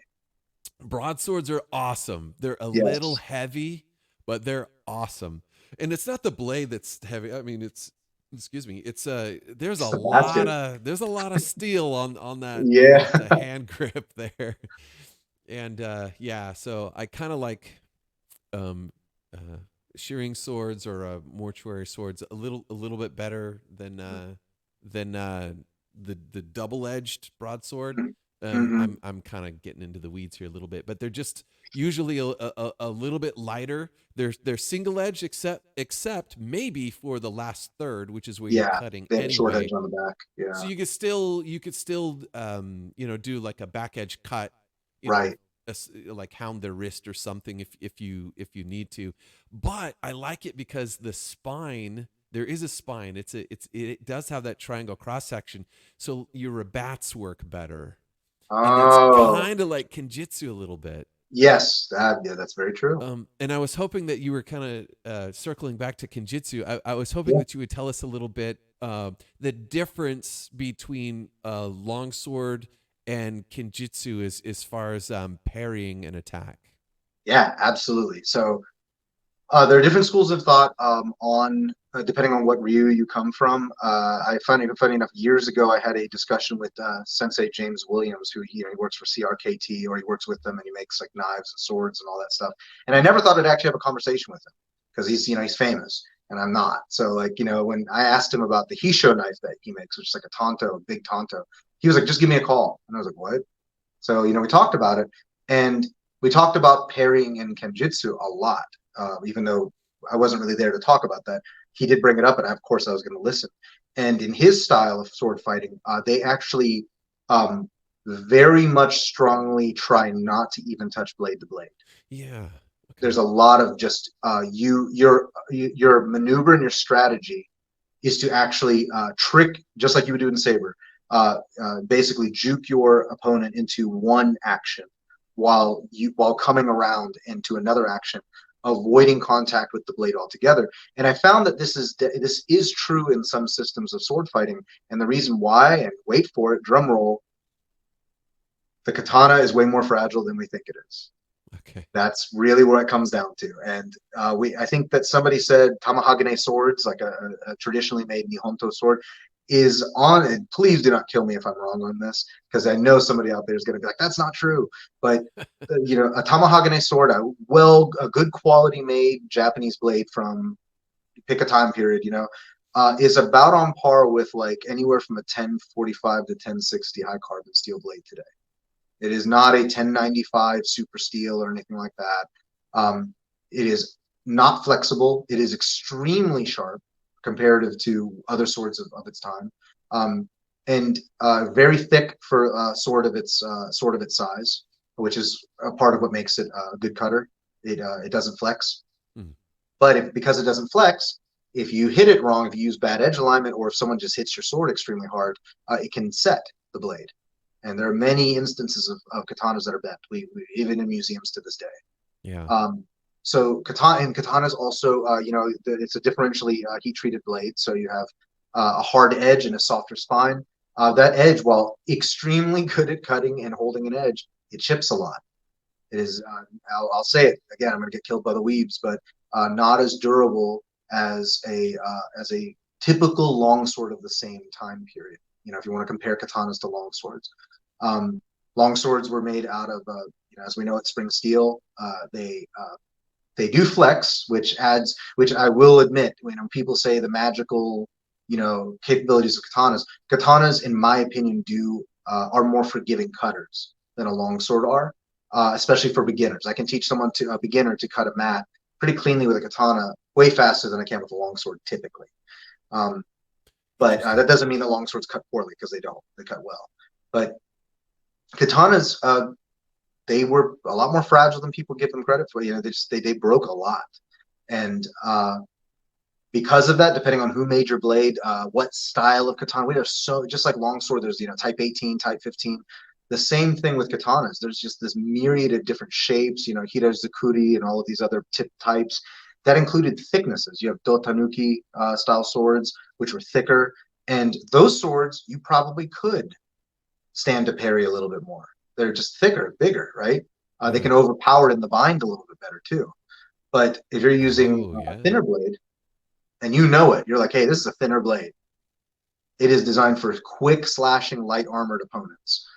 You're not going to want some dude with a dotanuki blade dumping all of his energy into the edge of your blade. You're going to know it's going to break, or it's going to do serious damage to it. So when it comes to pairing with Kenjutsu, it really depends on the system, and that system comes from an era of different time periods, right? Yeah. And so that triangle shape that we have on the katana that comes down like that, there are some very interesting techniques with literally just pushing forward. That's why you see in kendo that kind of push cut is there a lot, because that triangle actually offsets the other person's edge, even though I'm not taking a deep like triangle step to the right or left like you would with longsword. Now, granted, you add that footwork in there, and you have an even better angle than you had before. But most Kenjutsu systems that I've seen, they really shy away, or they shy away way more than European systems with parrying. They try to do like a dodge and then a wrist hit and then a head strike. You will see a lot of like with longsword, the ox counters. That exists in Kenjutsu as well, and in Chinese and Korean martial arts. I mean, again, you swing a long bar of steel at someone, it's all going to kind of look the same after a while, Yeah. But yeah, that ox block, that overhead hanging block into a cut. They even have their own version of the svirk, which is weird. And I didn't realize that until I learned the svirk in longsword. Yeah, the coming over and then swerking from that way. Okay. They have that. During the Edo period, the whole field combat thing was no longer really a big deal. But there were guns and stuff around. So Yeah. and even before that, there were guns. So you would see the katana and the wakizashi being used from the draw in iaijutsu, like drawing from the sheath and surprising, kind of a quick draw. And especially towards like the Bakumatsu, the Civil War, you would see the assassinations happening like that because everyone had swords. So you would, all the samurai had swords. So they walk around and then somebody would just, turn around real quick and slash you. And arguably, the katana is a far better urban weapon than the longsword because of that, that quick draw capability. Whereas longswords, it's a battlefield weapon, Right. And yeah, but pairing all day long with pairing, the longsword is superior. Like I'm telling you that from experience. It's a longer weapon. The cross guard, the quillons, it's a superior handguard system. But that weapon was not designed to be carried on your waist everywhere. It's a big weapon. Yeah, So it's too big. yeah, it's way too big. So like a bastard sword is closer to the size. We'll call it hand and a half sword. That's closer to the size of a katana. I still would choose a katana in an urban like surprise setting. But if I were to go in a battlefield setting, and if I had to choose between the two, it would be the longsword because I can parry and not have my weapon damaged to pieces because it's a part of that weapon system to use that type of blocking. Whereas a katana, I don't know, who knows? Yeah. No, you know what? I'm with you on that. Very similarly, urban weapon, katana all day long. And because if you're so let's say you do have a hand and a half sword. Let's say you've got something that's a Fior style, but maybe even a little shorter. That cross guard is gonna catch everything that you don't want it to catch. It's gonna catch your clothes. It's gonna catch the corners. It's gonna catch the wall. It's gonna catch your car seatbelt when you're trying to get out. Like it's just gonna catch on everything because it's a great catcher. That's what it does. That's what it does. And what it does. yeah, katana. It's very sleek, and if you're having an urban encounter, it's gonna happen more belly to belly. And I feel that just the geometric design of the katana is just better for that kind of environment. I agree. When you're close, just that little curve, it's so much easier to cut and come around for a second. Yes. As opposed to a straight blade. That's what I've learned with sabers as well. So like if I'm in closer, so if someone has like an arming sword or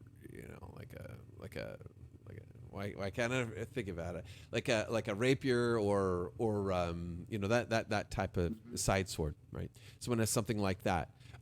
They're much better just because the way that the hilt is shaped. They're much better at the thrust than a saber is, right?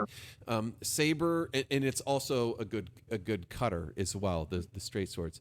Saber is an excellent cut and thrust sword, but if you have a curved blade on your saber, it's much better at closer ranges. For the same reason, you can cut and come around for a second cut, and you've got some kind of hand protection too, for that. For melees, and anyway, that's why I like saber. No, it's true. And I mean, if you look at the evolution of the military sword, they're curved. Like the military saber was like, I guess, the end evolution of like military deployed weapons or swords, and they're curved. They straightened out again.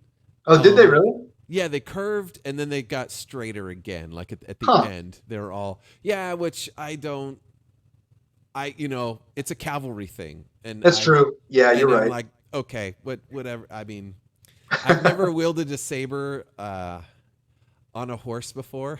Yeah. So, but certainly the Mongols did, and they use curved sword. I think it has to do with tactics and strategy, right? Like, what are you using your mounted cavalry for in the early 20th century, the late 18th century? Like, what's their job, right? So, it's not that a straight saber is better. It's just they wanted it to do a thing that they had in mind what they were going to do, but I don't. Yeah, that's true. We saying in the modern tactical stuff is mission drives gear, and That's what it was. It's you know, if you want to do the Matt Easton word, it's context, you know, context matters. Yeah. And yeah, that makes a whole lot of sense. That's why you Mission see things drives like the gear. spadroon and all of that, which is a straight blade, versus, you know, a cavalry saber, which is curved. Right. Yeah. Yeah. And well, I mean, let's face it. If you're a soldier and you're out, your day to day is drudgery, and you're doing other stuff, not fighting. And so, if you do end up as an officer getting yourself in a fight, maybe you wanted a heavier sword. But for the other 99.99999% of all the hours, you know, deployed, you want that light sword. And so, Yeah. kind of what happened. Kind of what happened though is, you know, spadroons were fast, but in those days, even then, the officer, their main weapon was their men, right? And so their personal defense weapon was their sword, and perhaps they would use their sword as a way to encourage the troops under their command, right? By doing something gallant, gallant, I should say.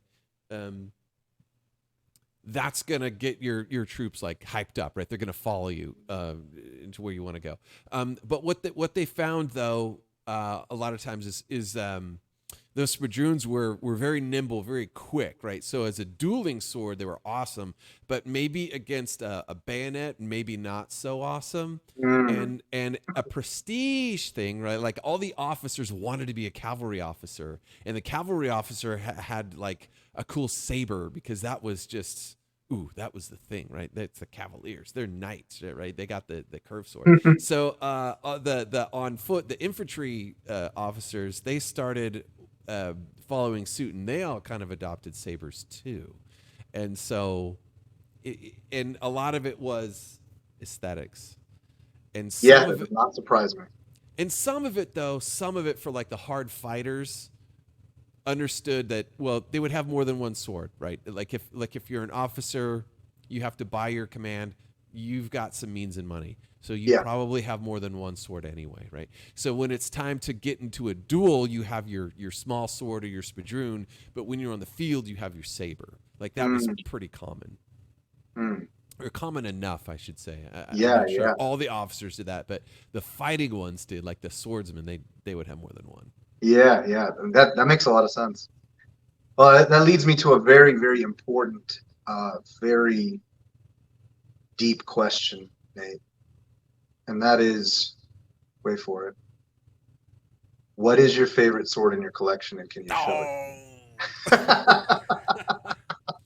It's like asking me my favorite color, or movie, or song. I want to see if you had to pick one sword that you love more than anything else in your collection, I want to know what it is, and I have to see it.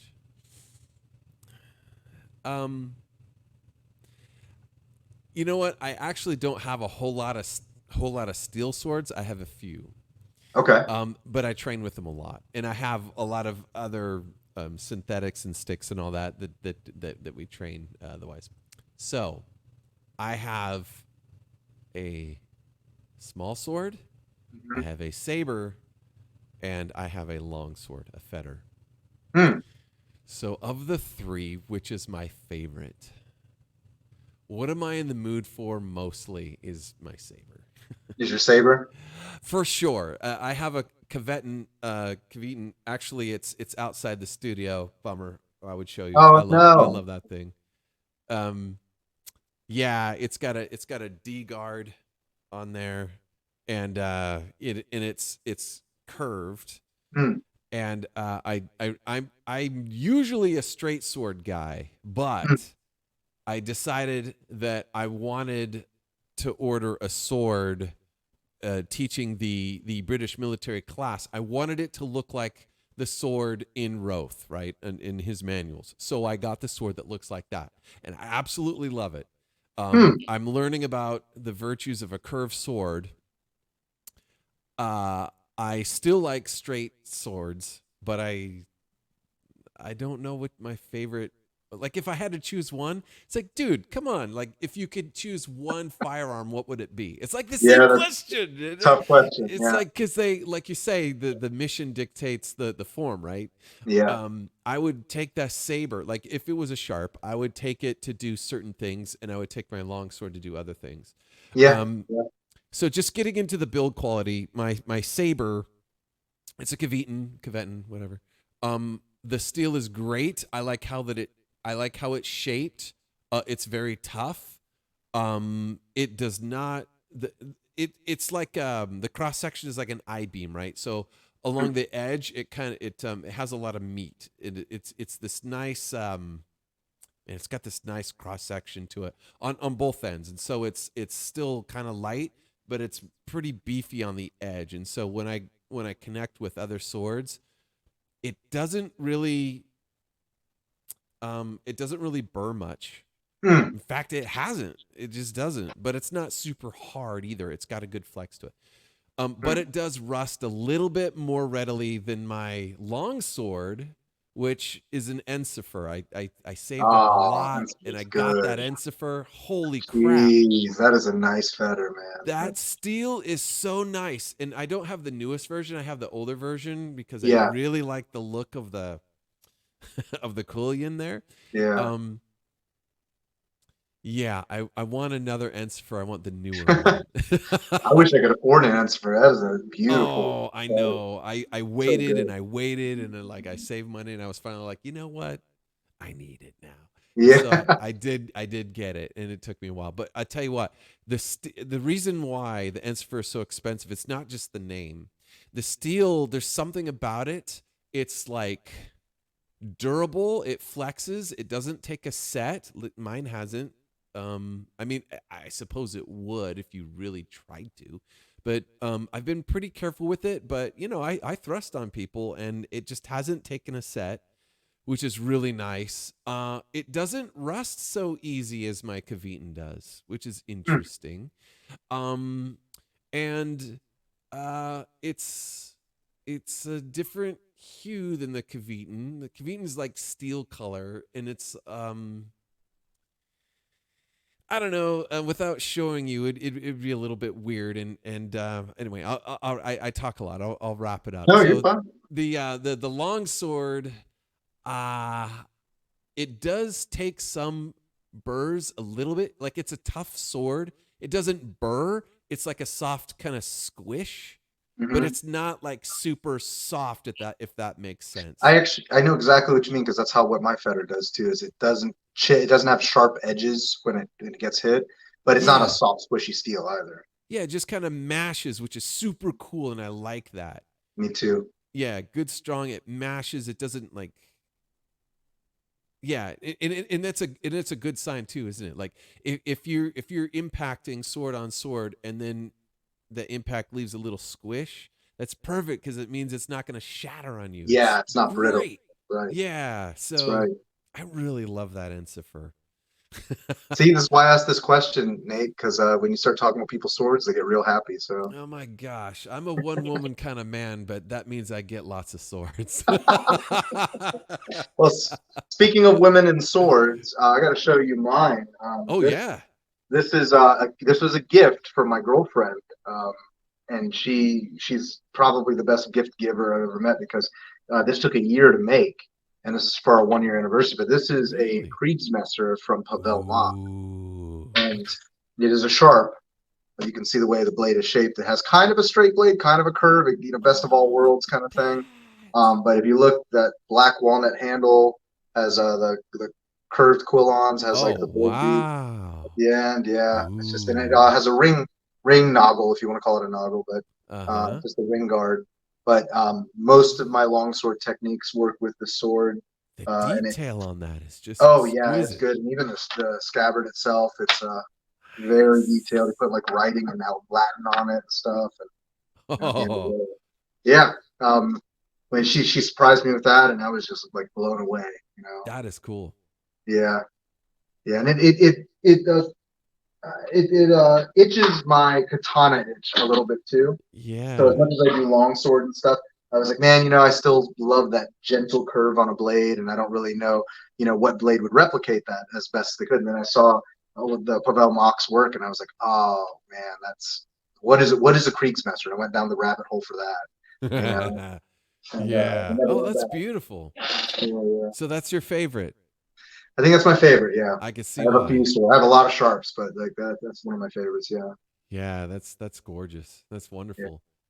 Ah, man, yeah. Wow, what a good woman you got. She bought you that sword. Yep, she did. Yeah, that's her gift. Her gift giving love language is swords, which is totally fine by me. Yeah, very cool. Super duper. Nice. Is there what else do we gotta cover? There's a oh, you know what? Okay, you gotta promise me bounty hunting. Like Oh yeah. how the heck did you get into that? And how do you Oh get my into that? God. And what Yeah. So I was I mean, only last year. Actually this year was the last year I did it. I may get back into it later. You okay. have to get licensed for it. But I was licensed for 10 years. Um, and yeah, I hunted fugitives for 10 years with my friends, and a lot of those guys work with me in applied defense now. Mm-hmm. So one of them is on one of the SEAL teams actually now. He was young when he was bounty hunting, and then he was like, Jeez. I'm joining the SEAL teams as soon as I can. Um, uh, yeah, so like in the United States, we have the bail system. When Mm-hmm. you think bounty hunters and you think like Boba Fett or something like that, it's not like that. It's actually a lot more boring than you might think, but it's essentially when people jump bail, it was determined in a Supreme Court case that it's not the responsibility of the courts to monitor that guy when he runs away. It's the responsibility of the guy that bails him out, that gives him money to bail out. And Mm. so, he was actually a guy who fled to Canada from California, I think. And the Oh. guy, the bondsman was like, well, I'm not responsible for that. And then the judge was like, yep, you are. And he was like, well, I'm not a cop. How can I do this? And he was like, well, now I'm giving you the authority to do that. And he goes, oh, okay. And so it became incumbent on the guy who bonded the guy, the criminal out, alleged criminal out, to make sure that they are ready for their court date, all that stuff in the location. And to do that, you actually had to physically go and grab these people because some of them knew that they were going to be going away. So they became fugitives. Before, I would say like 1980, it wasn't really a regulated business. It was a lot of, I mean, even when I was doing it in my heyday, it was a lot of really bad people being bounty hunters. People that were pretty much were just uncaught criminals, um, very much like your Star Wars bounty hunter, cantina, Wow. that kind of thing. Wow. And I was not about that life. Like I never grew up like that. Yeah. But I, of course, loved weapons. I loved fighting. I was also a bouncer at a SEAL team bar for a while, and so of course I loved that life, and it allowed me to legitimately use the skills I had learned that from my military friends, um, and teach it to other agents, because that's what we're called officially as bail enforcement agents, and train our own team. But the thing is, there's no standard. There's a very loose, standardized set of training that you go through in Virginia, which is kind of scary. Which is why you would get a lot of weirdos doing bounty hunting. Mm. But Yeah. you would also get really, really highly skilled people that normally didn't have access to these skill sets. And finding a human being that doesn't want to be found is more an intel gathering game than it is a kicking down doors and fighting people game. Mm-hmm. If you were in it just to be a meathead, you usually wouldn't get paid. You wouldn't find anybody. You would just create too much noise, and no one would tell you anything. But if you knew how to talk to people, you know how to empathize with people, you know how to wiggle your way into their social networks, into social media, into their friends, and get inside their friends' heads, all of this stuff, they would eventually lead you to the guy or gal. And it's a game of cat and mouse. It's a detective game. That does require you to have fighting skills. So I was also a PI for a while, private investigator. And that's, to me, it's kind of boring. It's a lot of intel gathering, but there's no actionable stuff aside Yeah. from, sneaking a GPS in someone's car to see if they're cheating, and Forever that's really what it recon. was. Yeah. But with bounty hunting, you got people who, just small little case where they didn't come in for whatever, they didn't pay child support or something, all the way to people who have done horrible things to children. and they know that if they get caught again, they're going to jail forever. And I was on the higher echelon of trained people for bounty hunting, because bounty hunting, there's a lot of people that do it that aren't trained at all. Yeah. They don't know what they're doing. I don't know what they're doing out on the streets, but they have a gun and they have a badge and a body armor, and they're out there doing it. But with us, we regularly trained, my team and I, and my friends, and we got so good at getting guys who were just, I guess, no one wanted to go after them because they were armed, they had a history of violence, and we would just plan for that. We would plan for it, and we would get them when they were at their most vulnerable, and we never lost anybody. I never got hurt, and we had a pretty high success rate. We were doing it regularly. Now, granted, in our area in Virginia, it does not pay well. It's actually we were not doing it for the money. We were doing it because we were dumb, I guess. But when you have a bunch of friends doing it, and you feel like, oh, I'm going to get paid like $100 for this. This is great. Not really, and risk my life for this is not great. But when you have friends that go out and do this, and you feel like, oh, I don't want them going out without me. I got to make sure that they're coming home. Yeah. After a while, it becomes more like, hey, I just want to get this scumbag off the street, and I'll get a little bit of money, for whatever. And I also just want to make sure my buddies are coming back. Because the danger, a lot of cops would make fun of us and stuff because, they'd be like, oh, or not cops. It was usually outside of law enforcement and outside of military, but you would get some people that'd be like, oh, this is like, some bullshit, whatever, fake cop thing. And you sometimes get that imposter syndrome where you're kind of like, yeah, the gate to get into this was pretty low. But then when you are actually at someone's door at 4 a.m. with a shotgun and body armor, and you are breaching their home, and you realize that person probably has a gun also, you wake up really quick, and you're like, oh, this is really dangerous. And but for me, it was I was with people who I trusted, and I felt like an apex predator when I was doing it, and I mean that's exactly what we were. And I got to do something that I think very few other humans get to say they've done. And that's ultimately what I took away from it. Yeah. Wow. And I'm sure with that experience, you tap into a different outlook, a different way of thinking that regular middle class, upper middle class people who go about their functioning daily lives just probably don't even realize is there. Yeah. You tap into a different side of yourself for sure. And you also will find that there are some people that cannot tap into that. And they will try something like bounty hunting because they're going through their midlife crisis or whatever. We had a lot of people doing that where they were never about that life, never about it, never trained. They never learned aggression like in martial arts or something like that. And I'd never, we gave them chances. We said, hey, you come out with us, because it's very much pirate rules. Like you work with who you want to work with. And if you don't like someone, you don't have to work with them. It's all freelance work. Oh, and wow. Which is cool. Which is cool and not cool, because it made it very unregulated. So you had a lot of weirdos coming in. But at the same time, I wasn't forced to work with people that I felt were unsafe. And we could just vote someone out. Say, you're not coming. We're not calling you. That's good. But because of that, you would give people chances, and you would say, man, they went through the training. They seemed promising in training, but they lacked the constitution, and they lacked the I wouldn't say personality, because that's malleable. That can be changed. They just lacked that wolf drive, that wolf, like you said, like there's a wolf, we're all kind of like wolves. You have to have that mentality that you are hunting another human being, and you have to be the baddest dude or dudes in the city. And if you don't, you're not a cop. You don't have the authority of law enforcement aside from arresting that one guy. You will not have backup. You will not have people. No cops are coming to your rescue. The ambulance is coming for you just like they would any other citizen. Mm-hmm. They don't care.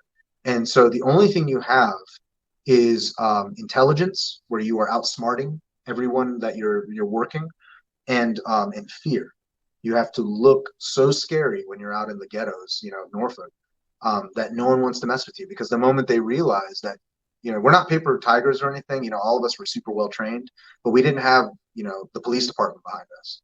And once they realize that, they're, the only thing they have to contend with is you yourself, Yeah. and they're not contending with an entity anymore. So Right. we had to just put on a big show whenever we were being aggressive, and then we also had to be low profile very much. And that was 90% of the time we were undercover, low profile, and we were just working intel, talking to people, being empathetic, and making them understand that if they don't help us, the situation gets worse, and we're not there to hurt anybody, and all that. That worked 9 times out of 10. But then you would get your child predators, or any other myriad of bad person who is like, no matter what you do, I am not coming in, and if you find me, I'm going to kill you. And they would tell us that. They'd find our phone numbers and message us, and we'd say, okay, that's cool. And and we wait maybe sometimes up to a month, maybe longer, so they get comfortable. And all the while we're watching them, and we're waiting for the right moment for them to just relax, get comfortable in their little hidey spot, their girlfriend's house, whatever. And then when the time is right, we snatch them up, and that's how we beat it every time. We never lost any big ones, and we never got hurt, which is the most important thing. Yeah, that's good. Circling back to that strategic awareness, right? Oh yeah. It's not that, hey, I'm better than them in a one-on-one confrontation. I could just go through the front door, and because I'm so good, I can overpower them.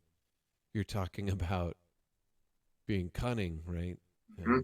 Strategically, what's the best, right? Because it's not just this guy, it's the next guy, then the next guy, then the next guy, right? Very interesting. Yeah. This theme keeps popping up about being strategic over mechanical. Yeah, absolutely. What we say? I say it to people all the time in our knife class that situational awareness is more important than martial skill. Like you can get away with so much more and survive. Your survivability goes up way higher when you are more aware of your surroundings, and you are aware on a deeper level than if you are a championship fighter, John Wick or whatever it might be. Yeah. I will value the skills of somebody who is more aware of, even on like a socio level, like on an emotional level. That person will read the room and spot the danger as it is, well before it's arisen. Whereas the guy who can only meet it head on, yeah, he might win, but I mean, I really don't even want to be there when it happens. And I don't know, I found that the people that are more situationally aware typically come out on top. Because then you got a guy who is both hyper aware situationally and also extremely skilled as a fighter. And that creates such a deadly combo, where those people are just unstoppable. Yeah. And that's what we aspired to be when we were working like this, is to be extremely strategic, very intelligent, and we respect the intel that we gather. And if it came down to it, we are all hunters. We are all physical, kinetic people that this is a part of our lifestyle, is to train. And once we found the 4 to 5 guys that were like that, it was all good. It was an A-team kind of thing, Nice. Wow. Yeah, that's pretty heavy. So the money wasn't so good doing that. And so what was it that you made that final decision that you had to walk away for a bit? So that was recently. It was like 2 months ago, 3 months ago. My girlfriend, of course, did not like the fact that I was doing it still. She never will stop me from doing it because she knows that that's in my blood to do things like that. But honestly, I got really busy with the businesses. They started taking off a little bit more. I mean, they're not like where I want them to be right now, but I'm hoping they will be with time. But I got more passionate about let's go back to like sword fighting, for example, and how it makes you feel. I feel so good when I meet people like you and other people who love medieval fantasy and sword fighting and like Ren fairs and things like. It's just nothing but pure happiness. It's pure like good mood. Everybody's happy. Bounty hunting is bleak and is depressing. You see people when they are at their worst. You see people when they are at their most desperate, and you also see a lot of evil, like legit evil people who, not even the fugitive. A lot of time it's the people that you are going through to find them. And you're going through the life of the people that they know, the people that have failed them, their parents, everything. And you're seeing where they grew up. And you're also seeing their friends, the company they keep. And it's just weakness left and right in a lot of places. And you see how they came to the position they're in. It drains you after a while. Like after a while, you're just like, this is cool that I'm this like, badass apex predator person, whatever. But man, I don't feel great when, I feel aggressive when I'm done. I do not feel happy when I'm done. And it wasn't making me like happier. It makes me feel good that I'm capable of that. But when you were getting paid chump change and dealing with people's garbage, it's not sustainable, right? Yeah. But when I do things like helping people with teaching with ADC, and I get things like, hey, you really helped me out. You really changed my perspective on my self-confidence and all of this. That's uplifting to me. Creating a community of martial artists, even within ADC, who don't sword fight at all. And they show up to the open mats and they're like, man, I just love doing jujitsu and all this stuff. And I feel so empowered and whatever. That's good. And then we get to the sword fighting and you have all the nerdy aspects of, I've always loved Lord of the Rings and Game of Thrones, and I want to just live that out a little bit. You get to live in that LARPy fantasy world that feels, it's just nothing but good feelings. It's roaring fires and meat on the stick and clanging steel and nature and fresh air. And I started realizing that, hey, this is making me happier, and the community that's within it is very much like me. Because as much as, like I talked about bounty hunting, and it may make me seem a certain way, I don't really personality-wise. I don't really fit in with that crowd. I always get made fun of for being like nerdy and stuff. And the only reason I think I was respected was because I'm good at it. I'm good at my job. Yeah. My long hair and just the way I talk. I'm usually pretty soft with people. So I would always get it from my boss and get it from the teammates. But with sword fighting, with the HEMA crowd, with Japanese stuff, I can live out my fantasy and I can make money doing it. And the community is just really good, which is something I'm sure you probably have experienced yourself. Am I right? Yeah. The people who come into class, they're usually happy because they're about to do something that either they've always wanted to do or that they can't wait to do again. Right. And more often than not, people are leaving that door with a big smile on their face. And I know that I've done, good in class by giving them something to where they've got this smile on their face, right? That's what I like. And it's so weird, back to the whole dichotomy thing, the camaraderie that we feel, that it wouldn't be that way if it was painless. Not that we need lots and lots of pain, right? That's not what it's about, but just a little bit of shared commiserating, just that shared pain. Excuse me. That is something that we kind of share. Yes. Yep. And that's not it, right? It's not just that. I mean, if it was no, we'd just be slapping each other in the face. Although, you could do that. You could build your friend circle around that if you wanted to. People do. But yeah, just the whole sword thing is fun. It's challenging. It's amazing. You kind of connect with the past a little bit. You kind of learn more about yourself. And, society is just a veneer. There's plenty of times in history where there's been dark ages and stuff. Many times it could happen again. Nobody wants it to. I mean, I don't, and serious people don't want that to happen. But hey, if you can align an edge and swing it just so, why not? I agree. It's just such a good feeling. And again, the fact that people keep coming out and dealing with the weather, like I was talking about, just shows that, hey, this is and I had one person tell me recently, they're like, I work all week and this is what I wait for while I work. I work to get to this day. And I was like, oh my God, like that's such a responsibility to, to set up such a good time for you. Yeah. But it's so good. It's so fun that, I love this sword community. There's so many interesting people, and they're not all we're not all coming from the same place, right? We're coming from all over the place. And the one thing that we share in common is this love of swordsmanship. And it's good, isn't it? That's super cool how we can build this community. And speaking of community, guys, if you're listening to my voice, you got to make sure that you help support the community. And it doesn't mean us at this time, but just a little reminder, if you want to take a look at some of the delicious things, the juicy links in the show notes, right? If there's something in there, just check it out. If there's something in there that you like, consider clicking that link and going through it. You don't have to, but if you wanted to. But the important thing is, as a sword community, we are a growing community, and we only get stronger and better and more cohesive and less scattering if we support each other. Right? It's very important to support people in the community who are really trying hard to put into it. So anyway, that's just that. Not to beat a dead horse or whatever. Links are there. They're delicious. The links are like candy. So if you will, just take a look. And if you don't want to, then don't. Kai Tomas, what did we miss, dude? I don't know. What else is on your list? Do you have anything else? Oh, geez, man. We talked about so much. Yeah, let me check this out really quick. I could pick your brain more and more about bounty hunting, but it seems like we should just let it lie. Oh, yeah.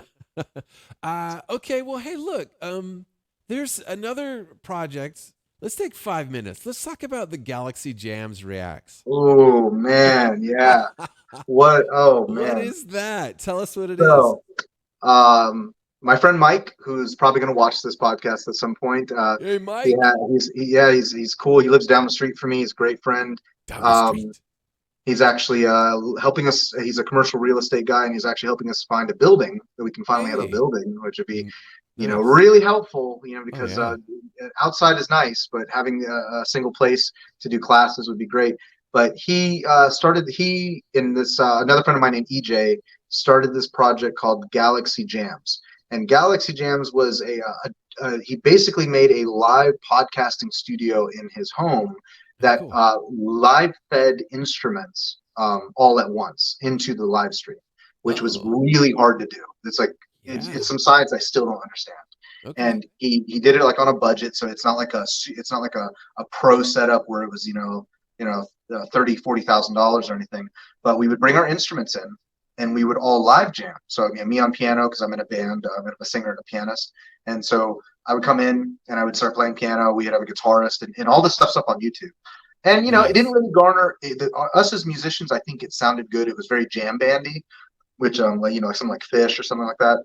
Mm-hmm. So it wasn't like structured music or anything, but I think with what we did with it, it all sounded really good. And then it changed a little bit. Mike wanted to start getting into traditional podcasting using the same setup. And we started doing reacts, just like you would go on TikTok or anything and the reacting, or YouTube, the reacting to a video, reacting to whatever. So we would react to music. And Mike's idea for this was we all love to just, I don't know if people still do this anymore, maybe when records were a thing, but you just would hang out with your friends and listen to the new thing that came out and just chill, like a listening party. And that's not as common anymore with like streaming and all of that, and people using MP3s, and even with CDs, it wasn't in that time period. It wasn't as common anymore. So Mike was like, I kind of want to bring it back to those days where you listen to music with people, but we can do it remotely, But we're all, me, EJ, and him, and the other hosts, Adam and Anna, are all in the same room. But then we would bring someone else in from somewhere else, and we would listen to just music that Mike and EJ had curated for whoever was listening. And at first it was just our friends, just our friends, like somebody coming in and being like, oh yeah, the new the new Taylor Swift song, or it sounds cool. I love the chords. I love the thing. It makes me feel this way. Blah blah blah. This and that. Then Mike, he's a super ambitious guy by nature. He goes, what if we could get someone famous on here? And so he reached out he is annoyingly persistent, which is how Galaxy Jams got to where it is, because it's huge now, or it's getting huge. So he asked, our very first famous guest is a guy named Fro Evans, from Dopapod. and Dopapod is a well-established, pretty out there band, pretty famous. And when he said yes, we were freaking out. I was like, I didn't know who he was at the time. I did after, but Mike was like, "You have no idea. This dude's famous. It's going to make us blow up."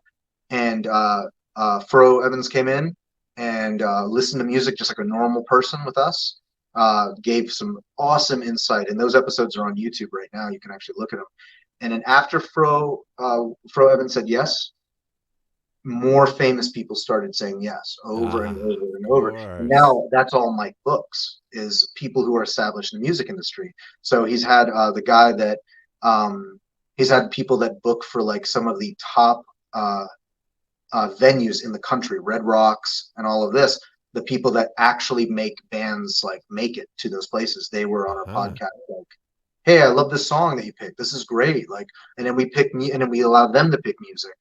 And then I asked him, "Hey, why did you pick this song?" And my dad played it when I was a kid, and blah blah. And we talk about their childhood and how they became who they were, what makes them tick as a human being. And it's awesome because it's really just friends. I get to make friends with all these people who are so experienced in a field that I value, which is music. And I realized that I knew so little about in the entertainment industry. And one of my greatest desires is to be a famous musician one day. And to hear people say, "Hey, this is how I did it. This is what inspired me to make the song. And here is a song that I love that someone else did, and this is why." And it's such a unique experience that Mike and EJ really, really put together. And it's just been an incredible thing to be a part of. Wow. Hey, I love a good success story. That's fantastic. I'm so blown away. Yeah, I've seen some reaction videos and they're pretty cool. I haven't seen you guys's, but that is a really unique idea to have a famous band listen to other bands for the first time. The new song recording and just share that. Yep, it's nuts. And That's and pretty then cool. it honestly works out for them too, because then when you make snippets, just like you said you wanted to make snippets for YouTube and everything, we do the same thing. So we do like theoretically, if Taylor Swift ever came on there, Taylor Swift talks about her like favorite food, or Taylor Swift talks about her first breakup, and that's the stuff they talk about on there. And now you have this snippet of so and so who's famous, who everyone wants to look at or talk to, and they get to hear something super personal about them. How whoever one of the guys from Snarky Puppy came on, and he was awesome because that's like they're really famous, and he was talking about how he became a composer. So and so talks about how he got into music, and you're like, what? And it's just, or so and so listens to Lady Gaga and reacts, and man, like it's just once Mike started doing that, we made the thumbnails and everything, or EJ made the thumbnails. The impressions. I mean, we're still in the infancy because this is our second year doing it. But we're starting to get like the YouTube views. That's why if you do with what your project, with what you're doing with this, I really think it would take off in the sword community because it's the same business model essentially, minus like maybe the famous people starting out. But yeah, it opened my eyes to podcasting, doing podcasting from jamming. So it's just really cool. Yeah. Well, yeah, I appreciate that. I really wanted to make sure that that there was some kind of a podcast that was for our community, right? Something to kind of showcase people just all around, but not be so academic, right? I wanted it to be very approachable for our community, but also outsiders as a way to get them to come in, to be curious, to the people behind the masks, right? Who are these people swinging these steel swords? They're nuts. Well, you know what? Maybe we are a little bit nuts, but we're not like insane.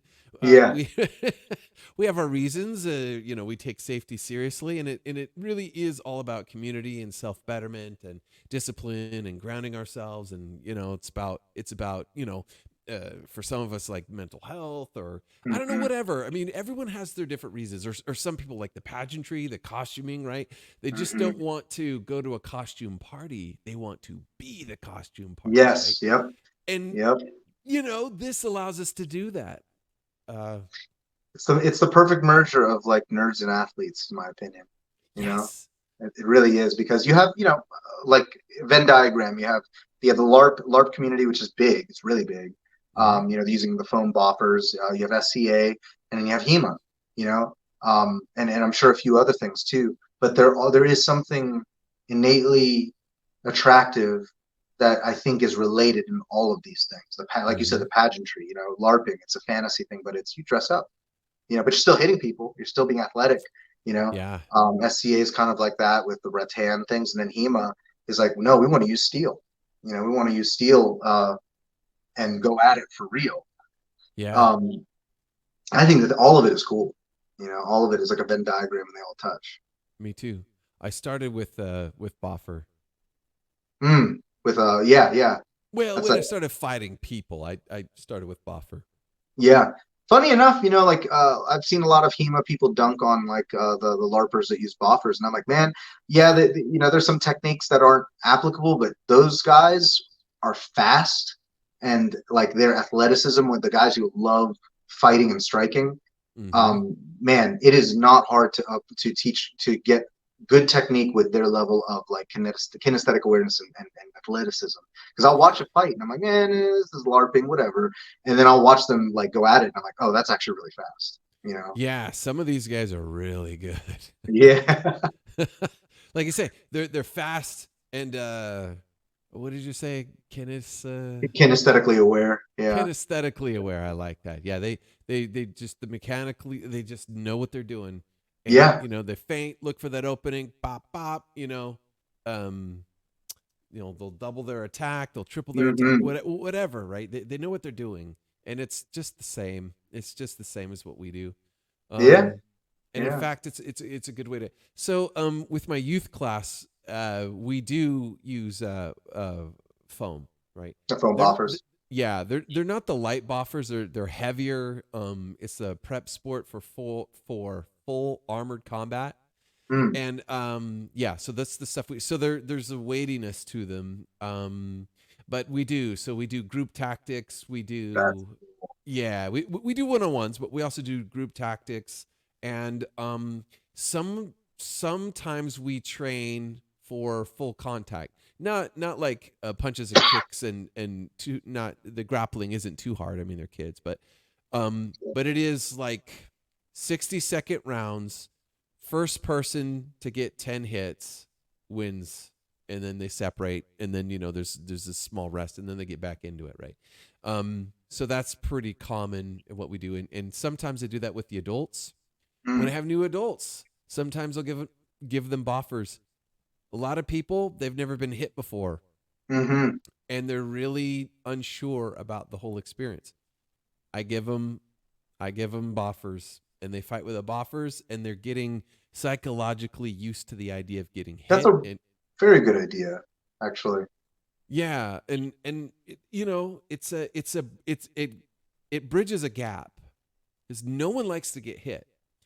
Lots of people come into the sword class thinking that, oh my gosh, I'll be magic and I'll get all these people and I'll best them all and I won't get hit once, Some people come in thinking that, and it really bursts their bubble. And the blow is softened with the buffer. Yeah, you know what? That's true. I really like that, actually. And you're talking about kids classes. I want to develop a kids program as well. And I think I've seen yours. I think I've seen videos of it. And it looks great. Like it looks awesome. Thank you. How many kids, if you don't mind me asking, are in your program? It varies, but I think I have a good dozen kids that are always there. Wow. Yeah, but I probably have circulating about 20 kids. Wow, that's a lot more than I was expecting. That's awesome. Yeah, I started doing that first, actually, and then I started teaching adults, because the whole idea was, I could coach as long as I had something that I could teach people who don't know the something. Right? I don't know if it was you that made this reply to me, but it was a while ago, and I'm having a feeling it was. I asked about a kids program after I watched a video, and I don't know if this was your video or someone else's in Sticks and Steel, but I asked tips on how to set up a kids program, and someone responded to not be so concerned with technical, but to allow more of like strike, like safe striking and allowing them, because kids want to do that. They don't really want to learn like adults do. They want to throw a sword at somebody, And I don't know if that was you or not, but I have a feeling that you were in that thread with me. I think I was in that thread. How funny. If I didn't say that exactly, I definitely think that, and I probably would have said something very similar. Yeah. So, everyone's different. Some kids are just very athletic and just very aware of how their body works. But I find that most kids don't. They don't have the patience. They don't have the interest in being very technical, because hand weapons are very technical. It's a lot easier to just throw, fists and feet than it is to have a weapon and have the tip, right, go where you want it to go. That's suddenly a lot more difficult.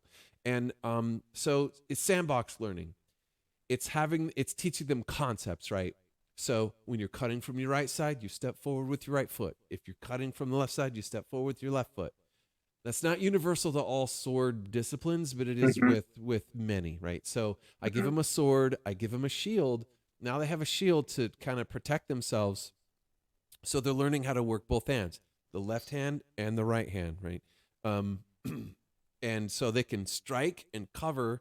And so it's getting both hands out and in a stance where they're balanced as they throw both either a sword or a shield, or maybe both, right? And what more can I say? So there's lots of things that they can learn along the way, but those are the basic things. And then we gamify it. So we have a lot of people getting together, and it's 4 things. So we'll play Capture the Flag. We have this game, it's called Stronghold. It's like Capture the Flag, except there's Stronghold. If a player hits the stronghold without getting hit, then it's a point for the team, and then they reset. So it's really fast. So there's these group tactics. It's elimination with an objective, right?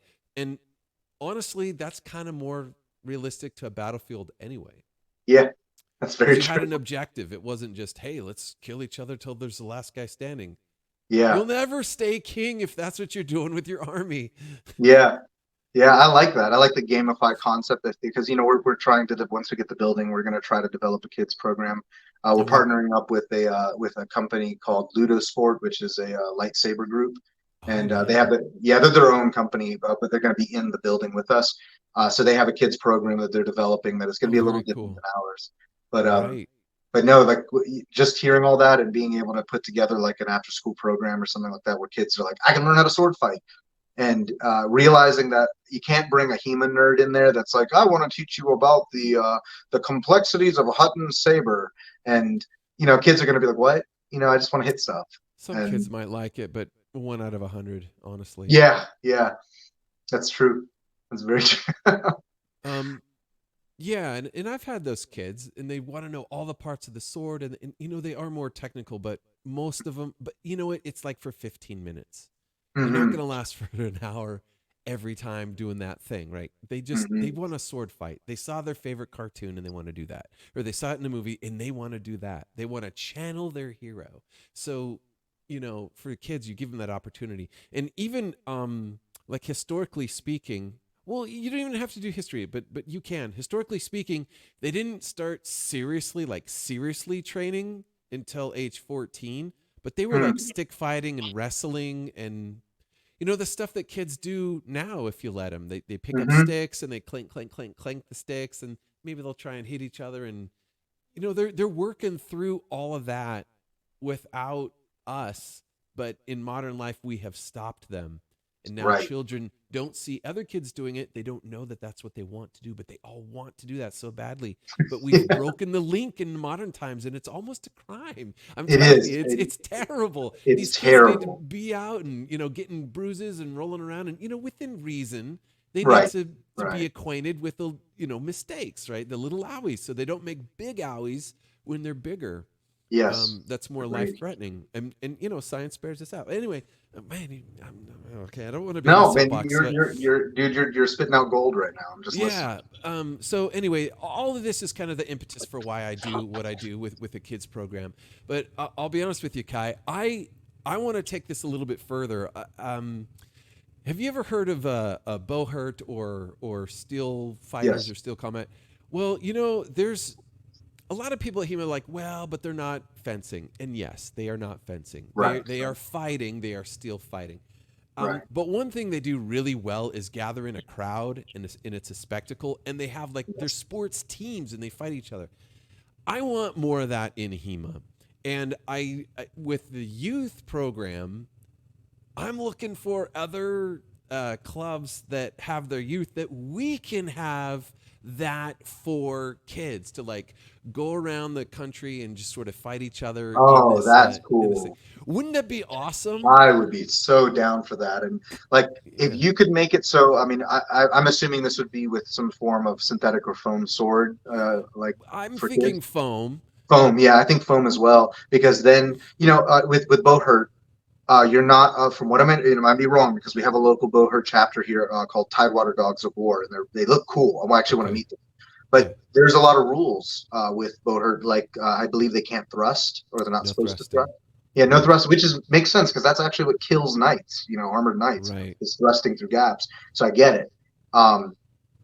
But if you use foam weapons with HEMA gear or HEMA-like gear, that enough protection, you can still add in thrusting. You can still Yeah, add you in could. like, HEMA techniques, right? Yeah. So the soft gear that I get is like the Bohurt soft training kit stuff. Like that's what I use. Because that's kind of like when I started, I got certified in it's called modern sword fighting. They're on the Russian side of this conflict, which is man, war sucks. Oh, But anyway, so we've kind of broken ties with them. But they have this really cool youth program, and so that's what I pattern my youth program after as far as mechanics. So there's different weapon sets, and the different weapon sets have different rules, right? So if you want to practice thrusting, which is important, it's an important skill and it's an important thing to learn in HEMA.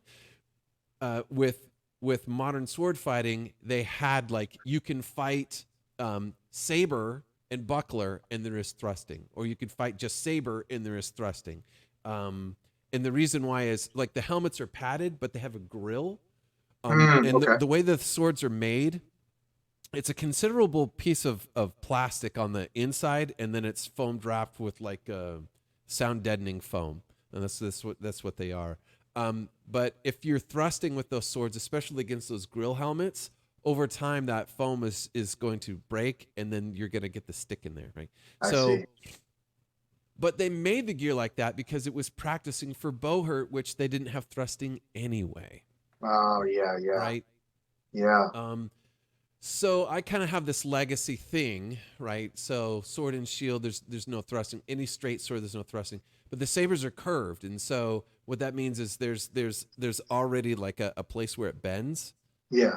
So the swords are safe with those helmets. But honestly, I have loaner gear. That's the old legacy stuff. But any new kid who comes in, I tell them to get a fencing mask. Yeah, HEMA mask, exactly. Yeah. And I find with certain age groups, right? So if they're really well initiated and they're 15, maybe synthetic, but stick for sure. Like rattan fighting. Mhm. Yeah. So like 15, 16, 17, it's like, it's time for sticks. Right, right. No, I think yeah. that's such a cool idea to be able to do like a team-based melee with a like youth team-based melee. I think that would be phenomenal. And if there was a way to add thrusting back in, like you're talking about, using the HEMA masks, and that's the one gripe that I've had with Bohurt. And I know like Bohurt guys are like athletes. Like I respect them a lot. Right. I also respect the fact that they all probably have TBI. They're getting hit in the head with like pole axes, and I'm like, Jesus, like that's Yeah. it's not for me. terrible. And I see them get knocked out, like they get their bell Yeah. rung. But to have something like that's safe for kids who have all this, and especially teenagers that have all this energy, then and also probably a lot of like healthy violent tendencies with like that you would get out in sports. Yes.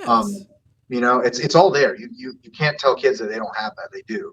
And to be able to say, hey, you can fight like a knight with a group of people, and you're not denied the ability to use historical techniques such as thrusting. I Yeah. think that would be phenomenal. I think it would too.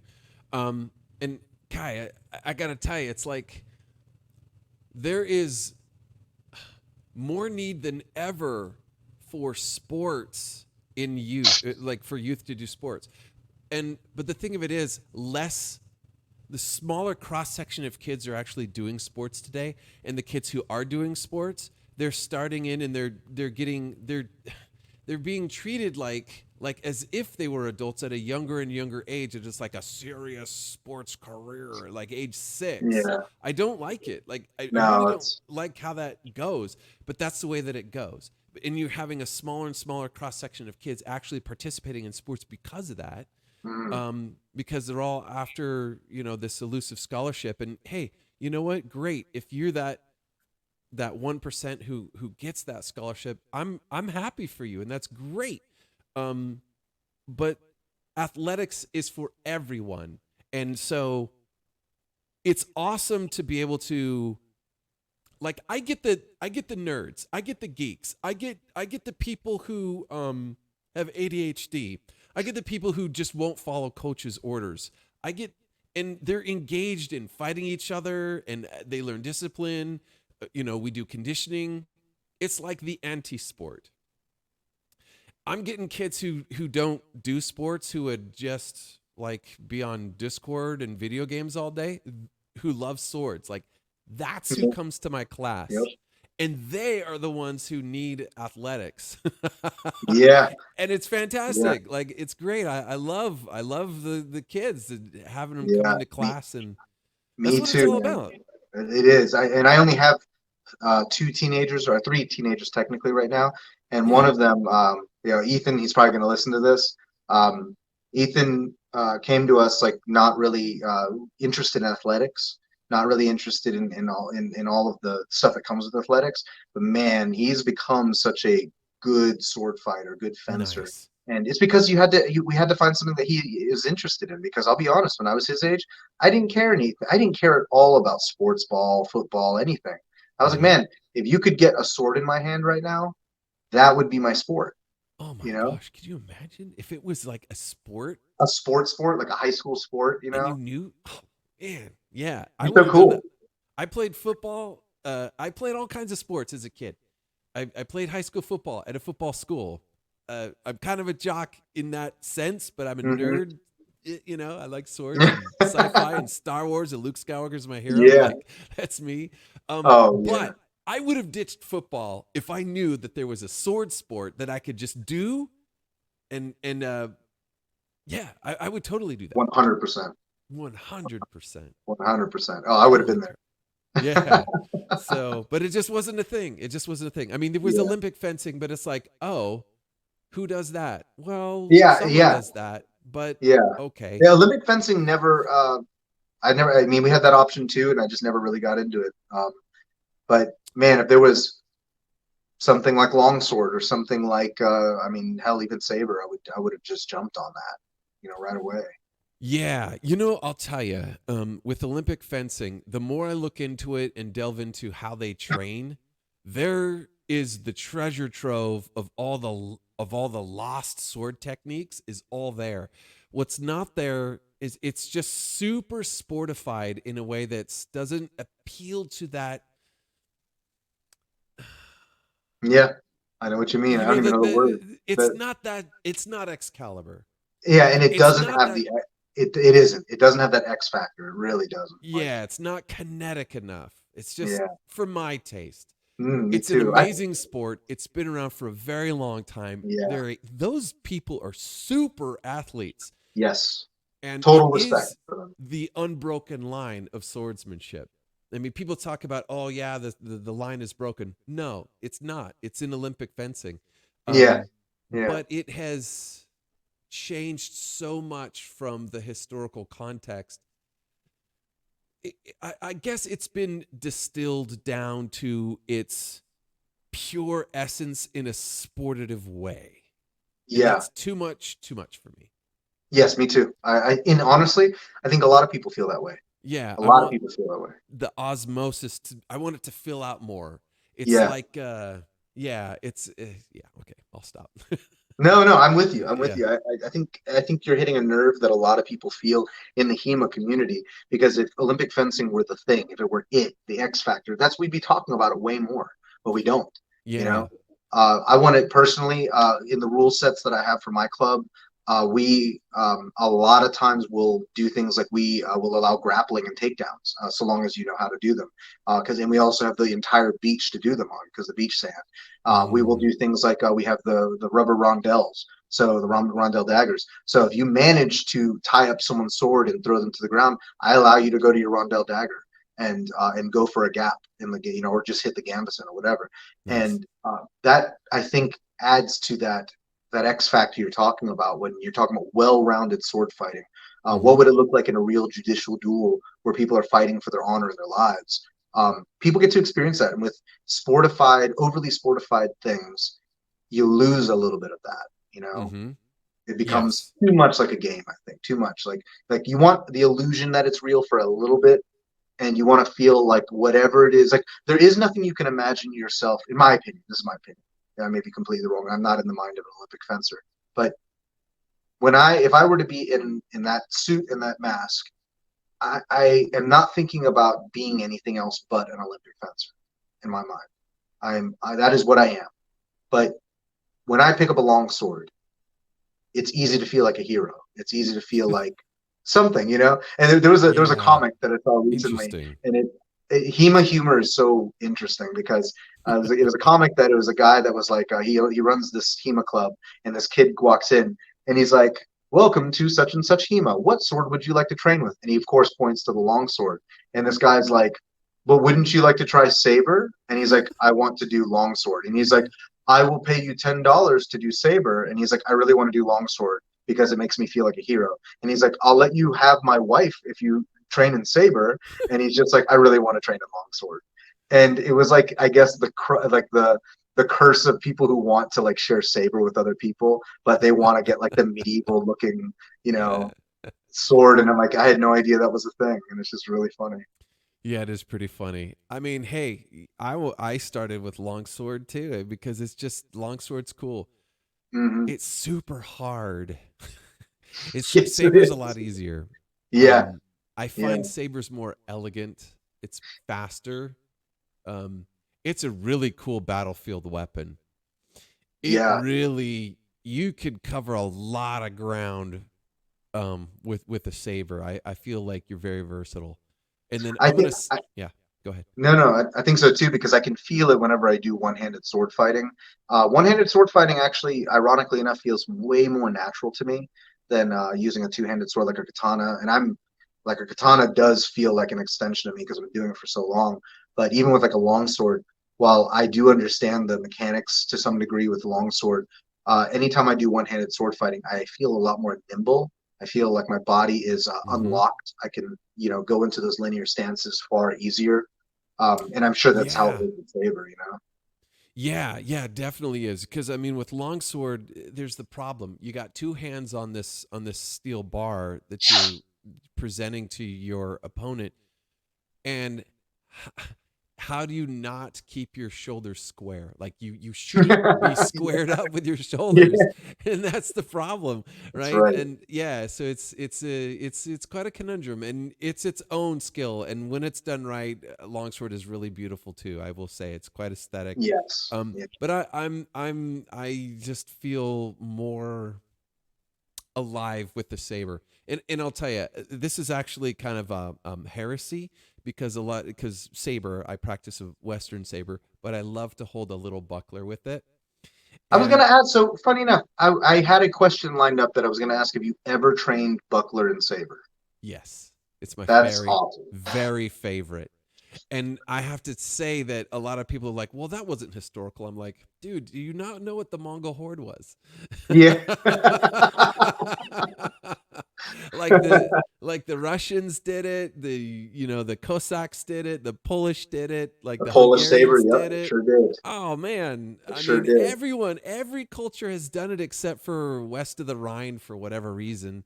It just is what it is. But yeah, it's like I think the anomaly is yeah. So Yeah, so it definitely is a thing. It's just I learned in the British tradition for the saber, and yeah, it kind of stems from my training, right? So I with the modern sword fighting. So I had my YouTube channel, and I was like, Mr. Weird Bohemian fitnessy guy with the sword. And then I got this email from this Polish guy, and he said, hey, would you like to come to Poland in a couple months and be certified to train in modern sword fighting? And I was so intrigued. I was like, and flattered that someone from, halfway around the world emailed me or whatever. And I said, well, maybe I do. And, just the opportunity was there, and I took it, and I went, and I met a lot of really cool people. And, it's Eastern Europe, and the instructor came from Moscow, and I'm training with a bunch of Eastern Europeans. And what do they show? A shashka and a buckler. Like, okay, Yep. we're going to learn this. And I had no idea how a saber worked. Shashka is basically a saber. I had no idea how that all worked. And I was terrible at it. And I was much better at all the other things. But I liked it. And it has since become my favorite. So that's why, the first people I actually fought was with foam stuff in Warsaw. And That's so cool. it's still my favorite. It's still Yeah. my favorite. The Shashka is that a Cossack weapon? Yeah. Yeah, that's right. Okay. It's a curved sword with no hilt. Yeah. I mean, I'm that's sorry, right. with no like knuckle bow. Knuckle it dust. has Yeah, a knuckle hilt bow. of it. Yeah. There's no hand protection on it, and so It- it's It isn't like it doesn't look close to like a tulwar or anything like that, does it? Like an Indian tulwar? 'Cause it's really basic looking. It's super sleek. So like Mm. tulwars are really cool looking. They have sort of this decor. Like they have this this smashed ball on the That's right. Yeah, yeah. that's right. And it also it almost acts like a hand protection, kind of like when they come up and strike like this. Oh, And I the didn't realize that. and That's the what that tulwars was. are super curved too. Yeah. Shashkas aren't quite that curved, although they can be very curvy. Mm. They're like the sword on your hip when you're on your horse all day, and it's really simple. You could just grab that handle, pull it out of its scabbard, and Mhm. so the idea is, so like when you're fighting, you're not like traditional shashka. When you parry, you're not parrying close to your hand. You're not parrying close to your fort. You're actually towards the middle, sort of where the curve is. That's where Okay. you're running your parries. Yeah. So the curve is actually protecting your hand, and that's where you're doing a lot of rebatting. It's almost like Messer in a sense, but it's more fluid. Yeah, yeah, because Right? that's how I am with Messers. It's very circular, very fluid. Yeah, Yeah, and again, the parries are further, sort of in the middle third of the blade is where you huh. want to do your parry. That is, Yeah, because as they're coming down like in a line, you're covering. I don't know how to. So it's curved like this. That little bit of curve is helping yeah, to stop that line of attack, so it doesn't. It discourages the sliding along the edge to your hand. I see. Okay, Right. that makes And sense. and Yeah, you're also sort of pivoting around the middle third at the point of impact. I see. Right? So It's that is that's like what's that. giving you your That curve is like the point of percussion, pretty much for that weapon. um I haven't used many steel shashkas, so I'm not quite sure about that. But it because the point of percussion I think is still somewhere along the last third. Okay. But you're definitely parrying further, like away from your hand, because you don't have any hand protection. So Right. Right. yeah. So your parries aren't further out like they would be with a saber with a hand protection. They're Right. your hand comes closer in, and you're parrying with the middle part. I And see. then it's not a point of percussion. It's like a center of balance, I guess, because the balance is further out because the Mhm. handle is really simple. And then the blade, it does have a distal taper. I think a lot of them do. But the tip isn't necessarily pointy. Mhm. It's all kind of the same width from hilt sort of to the edge, and at the edge it has a little belly on it, but it's not super pointy on the end typically. Was there a Cossack saber that had a more traditional, like that knuckle bow handguard kind of thing, or?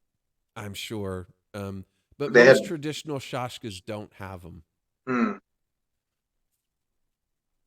Yeah, like Hungarian sabers, they have like a thing on there, and Polish sabers do, but it comes from that tradition.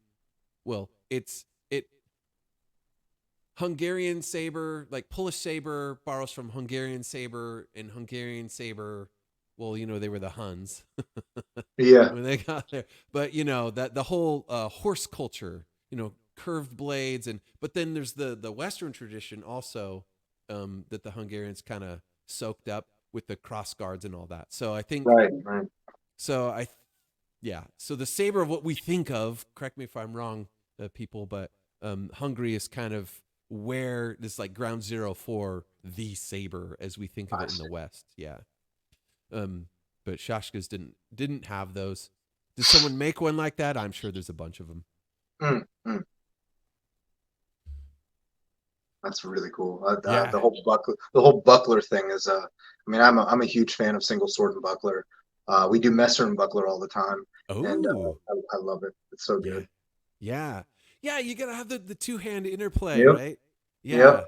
Yeah. I mean, with longsword, they're kind of tied together, and it's its own thing, and it's fun. Like when it's moving and you're on balance, it's cool. But I find like when I do all the other types, I have to sort of reset my body and kind of go through some of the motions a little bit with my longsword to kind of reset the way that my body moves to be any good at it. Yeah, that's Otherwise 100%. I'm just flat-footed. Yeah, you're not as. I don't feel as like a good word to use as alive.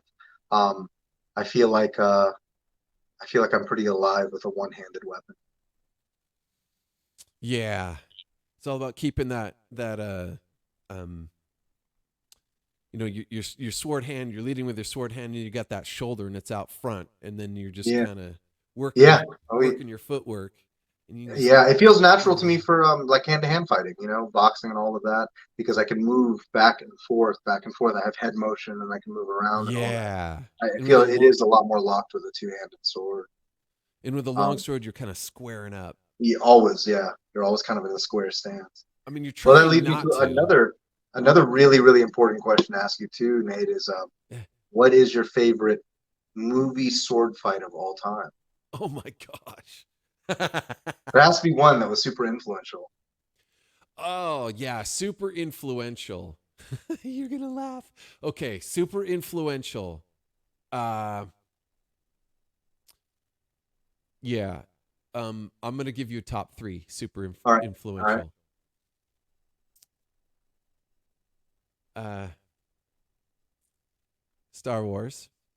Which one? Because I was a little kid. Empire Strikes Back. Ooh, the okay. Darth Vader Luke Skywalker fight. Yeah. That is that was influential to me as a kid. We had a VCR before a lot of other people do. Oh, this dates me so much. But yeah, so and we would watch Star Wars at home when most people didn't have a VCR. I was a little young. I did go to the movie theater when when the second movie was out. I wasn't born yet for the original Star Wars. I came a year later. I was born in 1978. Yeah, so Empire Strikes Back, the Luke Skywalker Darth Vader fight, that was a big one for me. Second sword fight, Willow, Mad Morgan. Yeah. His whole character, right? So he had some pretty interesting sword fights in there. In retrospect, it's like crap. But at the time, right, he's very flashy. He was just so, I'm Mad Mardigan. I'm the greatest sword fighter ever. Get me out of this cage. I'm going to win this war for you. As a little kid, I was like, yeah, that's cool. He's a hero dude. And so Mad Mardigan. Third, most influential, and none of these are like the best or whatever, but Yeah. the duel in The Princess Bride. Yes. Oh yeah. So iconic. Yes. So iconic. Absolutely. And so those are probably the three most influential movie duels for me growing up as a little kid. Yeah. Those are solid choices. I feel like media really pushes, it influences most of the people that are into sword fighting now. The sword fight seems Yeah, so powerful to us as kids, or for even as young sure. adults. Okay. How about you? All right, so let's see. I don't know if I have a top three. I definitely have a top two. Oh, I've got a The fourth, very but you first should go. one is one of three Boken fights from The Last Samurai. With Tom Ooh. Cruise. So fighting Sanada Yukihiro, which uh, is that Yukihiro Sanada Sensei? Yeah. Um, his that Kenjutsu scene was just amazing. Like all of it was. Very Yeah. fast and very true to. I mean, there were a lot more parries in it than I've seen in most like actual sparring matches, but it didn't look like at the time. I would say that anytime katanas were used in Hollywood, it was like it was used with wushu choreography. So it looked Chinese, very Chinese, like wushu, single sword Dao Yeah. kind of thing. And funny enough, Daos aren't even used like that in reality as well. But Daos probably are used a lot more like sabers, to be honest. But katanas just were, they didn't have any good consultants on that stuff back then. And Hmm. The Last Samurai was one of the first American films that really had their sword choreography down to It a way looks that's so still good. flashy. Like it can't real Kenjutsu looks a lot like a New Hope lightsaber fighting, Hmm. which is boring, but is what real sword fighting look like. I You know? like it. It looks so powerful. Yeah, to you and I think looks good. You compare it to like Revenge of the Sith, where it's super flashy, and then you go back to episode 4, and you're kind of like, why are they so like moving so little and moving so? And I'm like, hey, that's what real expert sword fighting looks like, you I know? didn't like Revenge of the Sith, and at the time I didn't know why. I did like it. I saw it in the theater like 3 times when it Me came out. too. Yeah, I saw it 3 times in the theater. Yeah. Um, there was something. It was really flashy, but there was something missing, and I didn't know what it was. Hmm. I didn't like it. I liked it. I didn't love it. Yeah, I get what you're saying on that. When someone put it into perspective of why it was so flashy, I understood it a little bit more.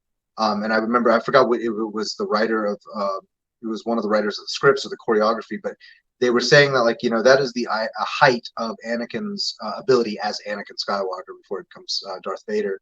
And if you know, like, his entire lore with, like, the Clone Wars and all that stuff, he did a lot of stuff in that time. Yeah. The movies don't do it justice at all. He was No. saving worlds, and he had an apprentice and all that stuff. And the fight between him and Obi-Wan in Revenge of the Sith was supposed to be what two apexical Jedi look like, in their prime.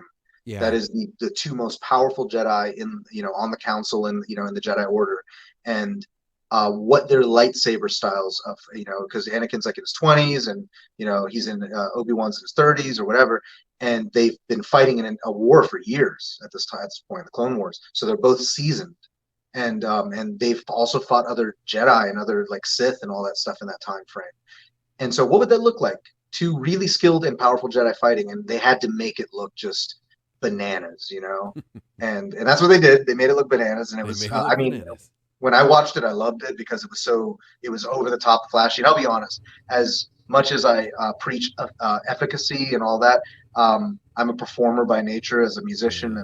as an artist, and I love to win with such a degree of winning that it's like a landslide. So I like to be able to show off, and I like to be able to Hmm. put a good show on for people. And that has bitten me in the ass more times than I can count. I've lost matches because of that. Um, but I like to. I'm like Fiore, man. I want to look good while also winning. You know. Mm. And so when I watched that, it spoke to me, and I was kind of like, damn, that's cool. It's super flashy, but my understanding of real effective sword fighting goes back to episode 4, and you watch Darth Vader and Obi-Wan. Yeah, they're both walking around like old men, but that is what a real Kenjutsu match looks like. Yeah. it's super calculated. It's super like, how do I fake this guy into a reaction and kill him? You know, and that's who they were learning it from, was somebody who was doing real sword fighting. So I mean, I thought that was cool.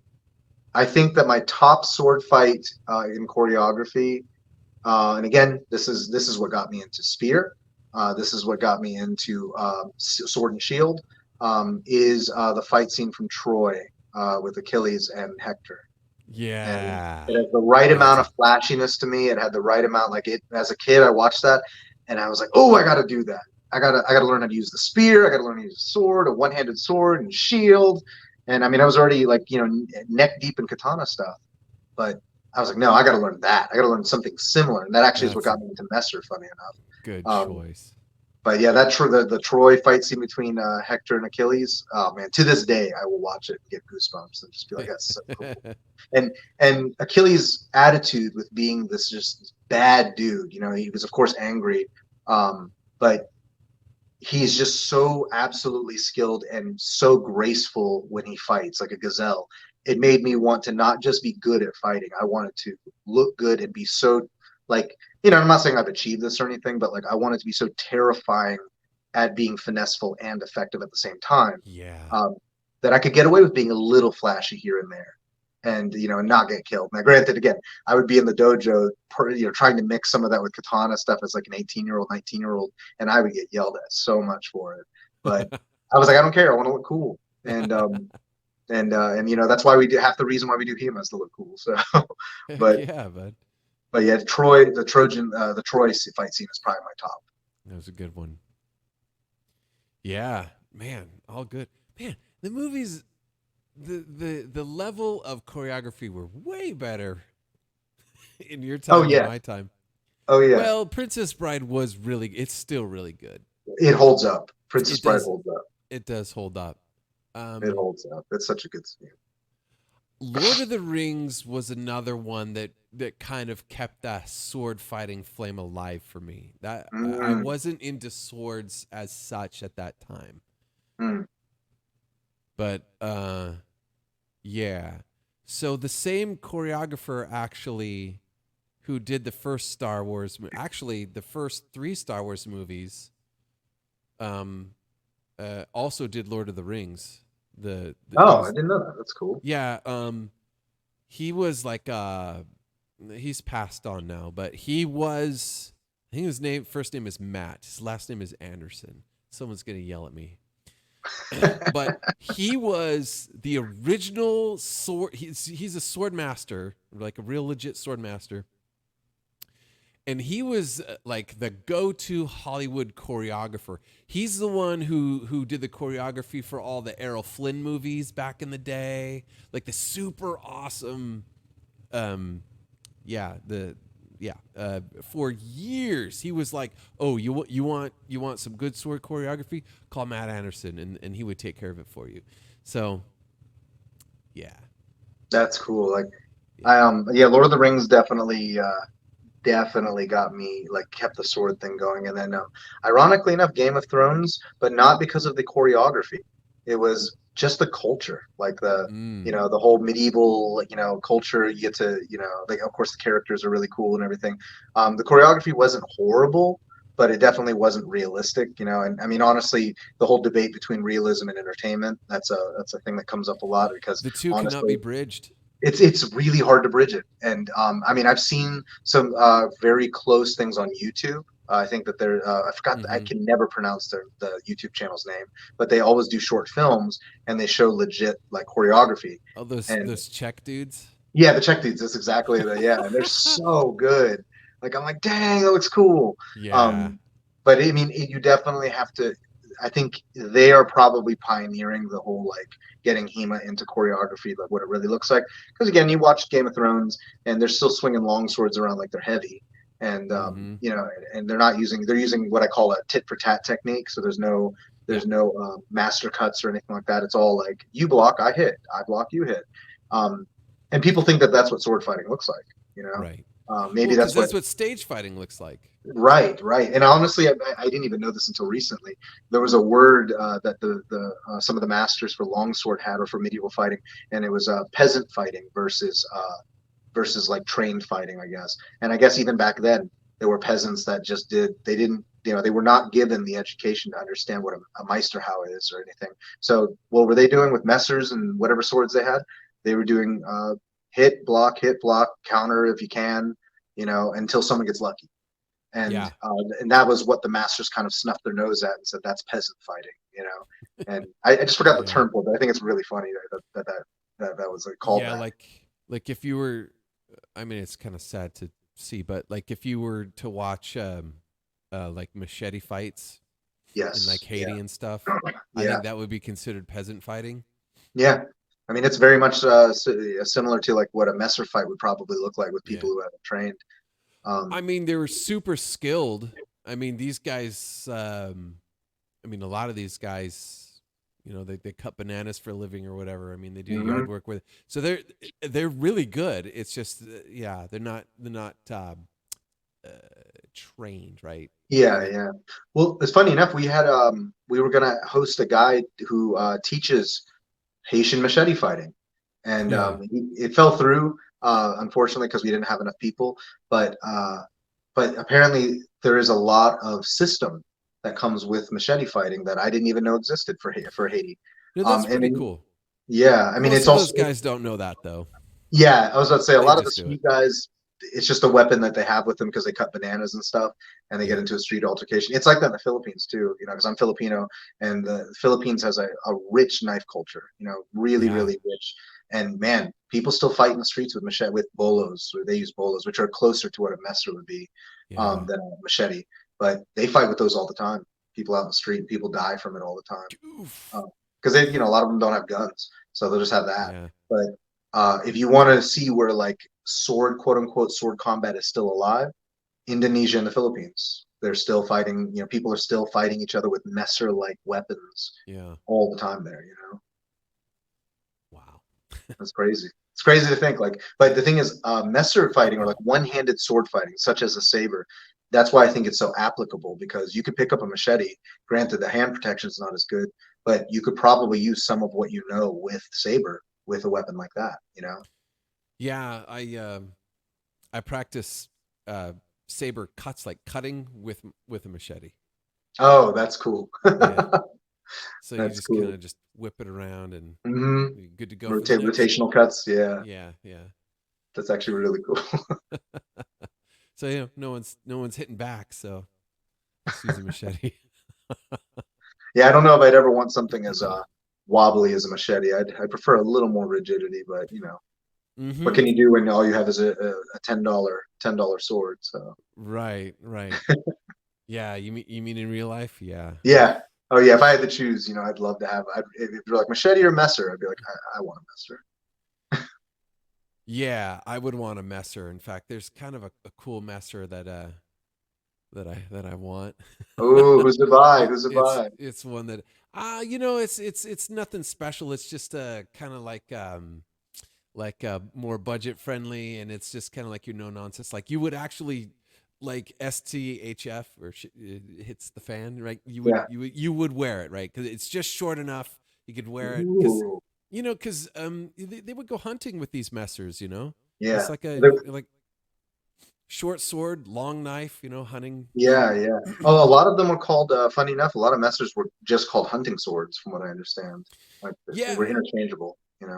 Right, and so perfect. You know what I mean? Like sabers are cool, but like a lot of them have a complex hilt that it's just it gets you in your way. So like a nice messer that's got a little noggle on there, perfect. Who makes that? Who makes that messer you want? Is there a specific? I forget. Krieger makes one. It seems like a lot more people are making messers. It seems like they're getting more popular. Yeah, they're just so practical. That's what I think is making them popular. Is they're practical, and because I have a Landsknecht Emporium messer, and I love that thing. That thing, I could take everywhere and anywhere if I wanted to. Yeah, and it'd just be so cool. So I mean, if there was like problems, I would definitely strap the things that go pew pew. But I would take that messer also. Like I would have it on me. Yeah, I do not doubt that. That's actually really cool. Yeah, because I mean, well, Something surprises you around the corner, you know. I was watching this video, and this guy, you know, was showing with his AR, you know, like how you turn a corner and stuff like that. And he was saying like, yeah, you don't want to get complacent and lean in, you know, you Yeah. don't want your barrel sticking in there. He's like, because you don't want the off chance where the Oh, oh we're good. yeah, I got you. You know, he's like, you don't want that off chance where this just giant Goliath dude just grabs with, you know, just huge hands, grabs your barrel and throws you inside the room. Now what are you gonna do? I'm like, I know what I would do. Stick them with your messer. He It's gives funny. me my hand, I'll take it. I teach CQB, and I do teach that all the time. We call it like threshold offset. So you're trying to stay out of the threshold. But you know what? I might just say carry a sword with you. Carry a short sword with you. So if someone grabs, you just go, "Oh, you grab my gun. I stick you with my sword." Yeah, right. Let him have it, and then by the time he's got it, you got him. It's like That I would be so mad if that's how I went. If I got lucky enough to grab someone's muzzle and try to collapse on them, and I just get stuck with like a medieval sword instead. And I'm just You like, really? follow through with that. Yeah. No, that would I'd be be so you. pissed. That would be you. I'd be like, you know what? You got it. I'll give you that one. It's funny. Yeah. Yeah. Oh shoot. Yeah. So yeah, Krieg's Messer. Maybe Mhm. Krieg's Messer. Or maybe a simple hilted cutlass or something. Mm. I think a cutto, I think is like a hanger is also a really good choice. Yeah. Because it's like messer size, but it has that hilt of like a saber almost, or at least a knuckle bow. Yeah, similar. But you know, I gotta say though, like if you're only carrying that one thing, I think see now here's me betraying the whole saber concept. I would want a straight blade. I think I would. I think I would go for that messer. Man, I have an affinity to. I think I'm with you on that because I love messers for that very reason. I don't know what it is about the straightish blade that they have, Mm-hmm. but I just love them. They're just so good. Yeah. And they're I don't know, because a hanger, it kind of looks like a Halloween pirate sword. People just might think, oh, he's just messing around. But something about a messer, it's like, oh, I've never seen something quite like that before. That's a freaking sword. That guy's got a sharp sword. I don't want to mess with that guy. Hangers do. I'm just so upset that you said that hangers look like a pirate costume sword because they really do. They do, but they're super dangerous. This is They're the thing. very Like, dangerous. they'll just take off your head or your Yeah. hand or whatever. And they're the perfect size that you could use them in close quarters and all sorts of stuff. And Oh yeah. yeah, they're deadly weapons for sure. That's just funny because when I look at one now, I'm never gonna unsee that. I'm just gonna see a Party City outfit with like a 7. Party City. Yeah, I'll show you a party. But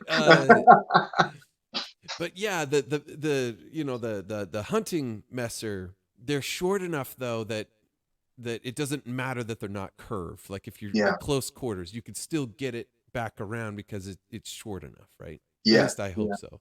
A hanger might do better because it is slightly curved. Mm-hmm. But I don't know, man. I mean, if you were ever in that situation, just having one or the other is probably a leg up. Yeah. Oh, for sure. For sure. I mean, the hanger also has the benefit of punching people in the face. You know, you have that knuckle bow in the front, just boom, hit them with it.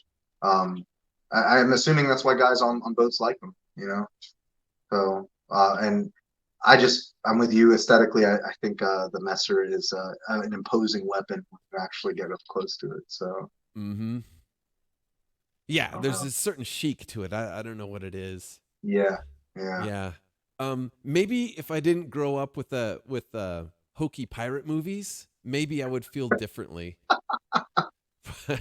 Yeah.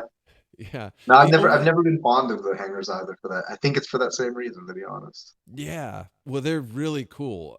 But yeah. I think the only serious movie, it's not even a pirate movie, but it's like it's a ship, it's a sailing ship movie. that was really, really cool was Master and Commander. I don't know if you've seen that Yes, I actually just one. recently watched it again. Have you? Yeah. Man, that's such a good movie. Yeah, I forgot about it actually. My friend put it on, and I was like, "What is this?" And they're like, "Master and Commander," and I was like, I don't remember the last time I saw this." Dude, It was Russell really good. Crowe's amazing. Yeah, Mhm. so amazing. I honestly, I almost feel, yeah, with confidence, I'm going to say that that's my favorite role of his is playing Jack Aubrey. Yeah, yeah. But I don't recall any hangers in that movie. I think there was, Yeah. but I don't recall any. I'll have to rewatch it again because I wasn't even paying attention to what they were carrying. There probably is somewhere, but probably no messers either. Yeah, no, definitely no messers. Definitely not. You don't really see messers a whole lot. Yeah, so unfortunately. Yeah, unfortunately, they're pretty cool. You know, if we both lived in Texas, we could just have our boots, our buckles, and our messers at all times, Oh yeah, and it'd be fine.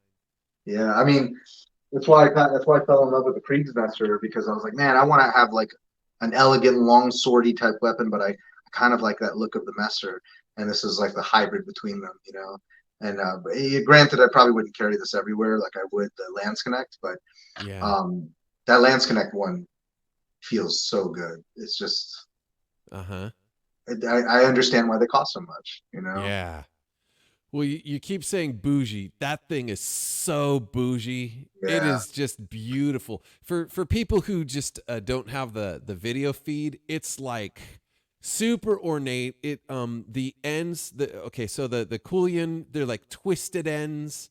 The They've little got rose at the end. yeah, and it's like it's a different color. It's like bronzed or something on just Yeah, the ends. yeah. The ends are like bronze or brass or something. I don't know. Like they're like little roses at the end. Yeah, yeah, super beautiful. And you know how messers are. It's the blade is the handle, and then they have the wood Slap on side. either side. Yeah, and then so what do you call it? It's I'm losing my brain is saying stop working, mouth.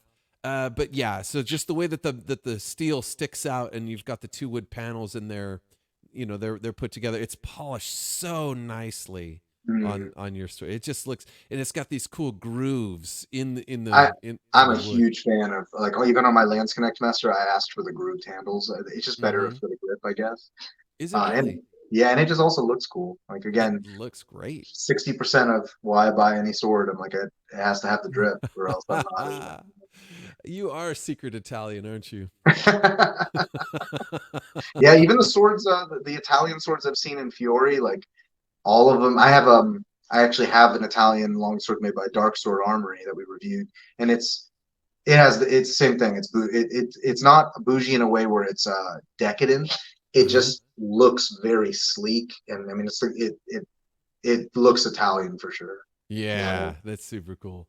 I'm Yeah. like doomed to be the practical dude all the time. It's like if something looks really nice, I don't want to get it out because I don't want to scratch it or something.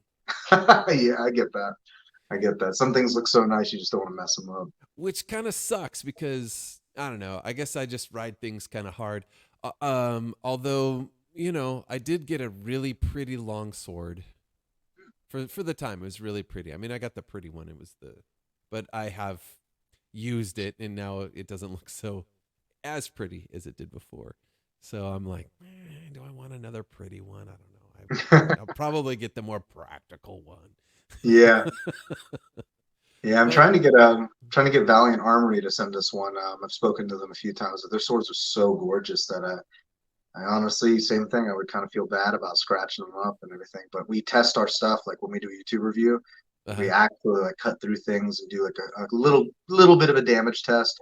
I don't torture any swords or anything like that, but their swords look so pretty that I'm like, man, I don't even want to touch this thing. It looks so good. yeah, So yeah. I'm hoping one day they send this one. That's actually the only reason why I've been okay with abusing swords a little bit is because sometimes we get them in for free, and then I'm kind of like, all right, well now I have a bunch of them, and I want to that doesn't make me feel as bad anymore, you know. Yeah, yeah. But if I bought one or if it was a gift like that Kriegsmaster, it's really hard to like put it through its paces. Yeah. Oh man, it is really pretty though. That is a pretty, you. yeah, a pretty looking messer. Oh man, we have gone through the ringer. We're talking about all kinds of things, This is a life and death, 4 good hours and of content, man. Awesome. Yeah, I think we better wrap it up here. So just give me a second, and I'm gonna go Sure. through this dealio. We're gonna put that music back on how it was. Oh, we're gonna do this one now. Okay, let's see if this still works. Oh, yeah, it helps if I turn on the volume. There we go. Yeah. Okay. All right, everybody. I hope that you enjoyed this session of the Blade Fit Today podcast. Kai Tomas, thank you so much for coming on. Thanks for having me. It was an amazing discussion. We covered a lot of ground. Hopefully we can meet again. Yes, this was such an amazing experience. Thank you for inviting me on here, Nate. I can't wait to see who else you have on your next. You are quite welcome, sir. And yeah, so we'll catch you on the flip side. Make sure, guys, I mentioned it before, but take a quick look at those show notes if you feel like that's what you want to do, and support your local HEMA community and larger sword community. That's it for tonight. Signing off. Always remember to slay your demons, and we'll catch you on the next one. Take care, everybody.